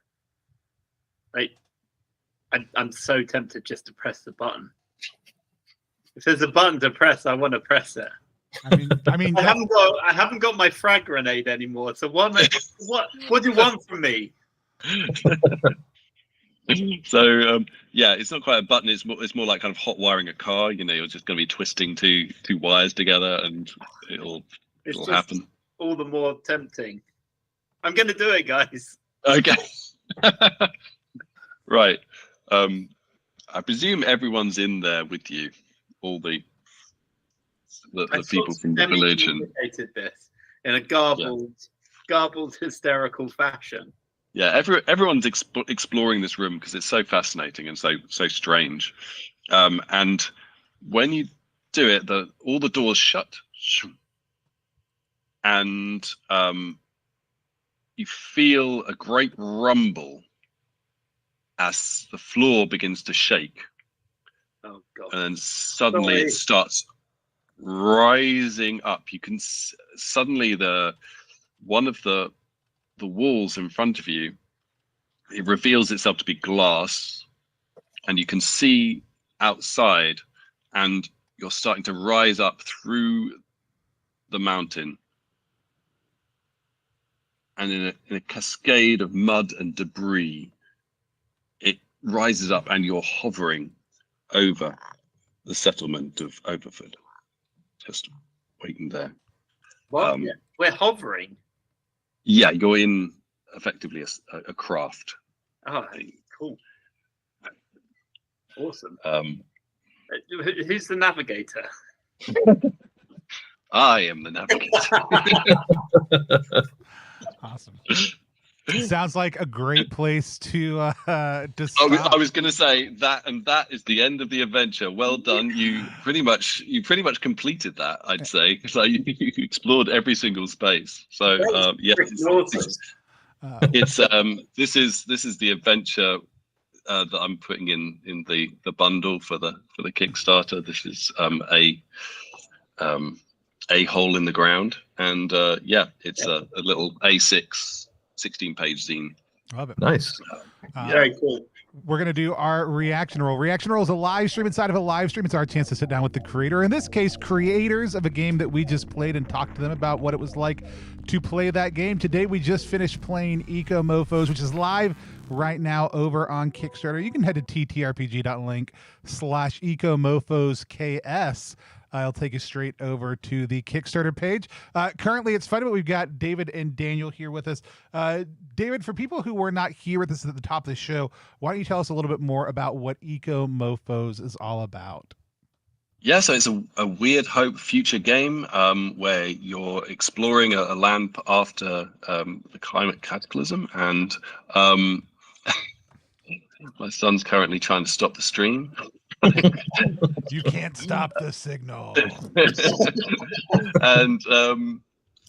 and yeah, it's based on kind of Into the Odd Cairn kind of chassis, but it's very much a prep-free procedural game. You can play just sit down, make a character, and you can get playing straight away. And yeah, you discover this world through the flavor that's built into each of those tables, into all the items that are inside it. There's a D666 table of items that kind of you're exploring the world for, and it's through those items that you level up through adaptations. You find key items, you absorb them into yourself, and that kind of gives you this next ability that you can add to your punk. So yeah, and Daniel has been drawing some incredible art for this project, and yeah, it's been great working with him. Yeah, it's been really fun so far. That was such a great adventure as well. Thanks very much. Well, I had a blast playing. Let's hear what any nominated game designer and fellow player, Colin, why don't you tell people who you are, what you do, and what it was like for you playing Ecomofos? So Colin LeSwear at BionisBeardRPG, most everywhere. So I design games and adventures for Cairn, Brune Cairn. We deal in lead. It was a lot of fun. It was fun playing another Into the Odd, or another descendant of the Odd. So I knew the basic kind of mechanics of it, but it's the whole world and setting that was different. And I really like the mix of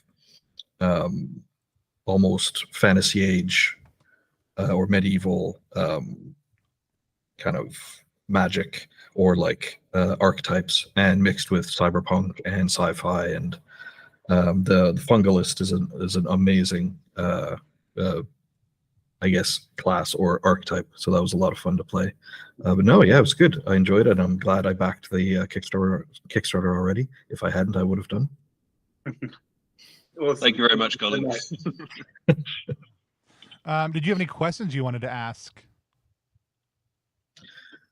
I think I like the way you've done with the burdens, in that it's a more mechanized version of fatigue, or it's similar to that, except there's either a mechanical drawback or like there's a narrative side to it too, which is really interesting. And I like that combination. I've started playing around with more having inventory, like stuff taken up in inventory, like poison, for instance. So it's really interesting having a burden. I know Eco has been working on the Lost Bay, and he's got burdens in that as well.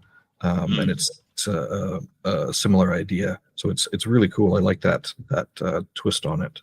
The luck, yeah, the luck makes it interesting as well. Gives it an extra spin. Yeah, it was kind of a nod to like fighting fantasy games and I guess like Troika, and yeah, there's kind of whole British history of using luck as a stat. I love so it. I kind of wanted to bring it in, as well as, I mean, we didn't make a single save in this game because like there wasn't any need to, but it's kind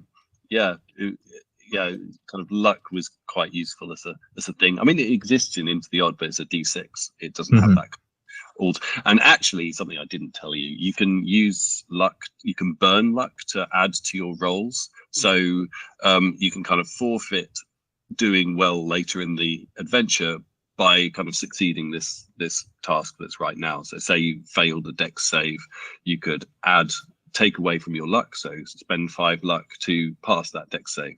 But then you're going to be kind of unlucky for quite a while after that because it's going to be so low.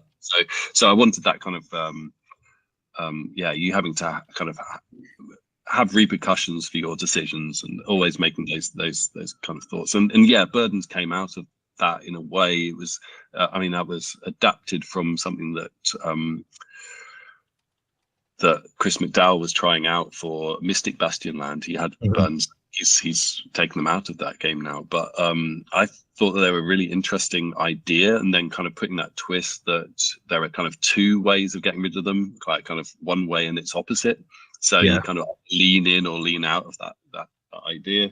And what I like about it is that it kind of forces people to engage with the space and with the narrative in a different way to just like, what's the best tool for the job here, or what's the most effective way of doing this? It's like, oh, actually, I could do this really badly, but that would get rid of my burden. So kind of, I think I find that it helps to create kind of interesting moments in the story and kind of help move the narrative along. I find they're really good with character creation as well. It's like making a character feel real and not just like a list of mechanics that you can then engage with the game with. My burden is still sort of like a deep secret, and I haven't shared it yet. And I've played this character a number of times, and I quite like it. I quite like the fact that that's still like a secret that she keeps. Makes it more real and more narrative driven. Cool. Yeah, it's a kind of a little nod to story gaming, I guess, inside this mechanic. But it's very subtle. You could strip it out if you want, I guess, just replace it with fatigue. But I think it does something interesting. No, I thought it was a great add-in. I just kept on thinking, I just want to tell people, hey, remember I did this for no reason. I can't wait till we get back somewhere and I can be vain about all the things other people did. I think it's great. I mean, one of my favorite things, and I think one of the major connections between like old school style play and story games is like the fun of the simple emergent hook, and we get to see that packaged in way simpler and more direct formats sometimes in old school systems than we do in story games, which might go for a bit more of a maximalist reality. But I had a blast playing. I thought we talked a little bit at the very, very beginning, but these classes, like the D6 table for your adaptation is absolutely like bonkers, amazing, good. Each one of them, I'm thrilled and excited to get a chance to play. Because a lot of times in like Descended from the Odd Games, you're gonna get like you're gonna get like here's 2 or 3 words and here's 2 or 3 words. We just gonna put those 2 things together, or here's one item that your character has because they are this. And there's an openness to that lets you put a lot of what you want on it. The way that you've kind of removed the ambiguity and subtext around some of that while still leaving plenty of space for the world to be adapted and explored in, I think is one of the real strong strengths of the weight that you've written at, because you've given, a key item, and then you've given, a short description of what they can do practically and mechanically, giving them a specific ability, and then, 6-ish items that they're going to have on them at the start, which is it's just a whole lot more in your pockets that helps give people those handholds to start grabbing onto.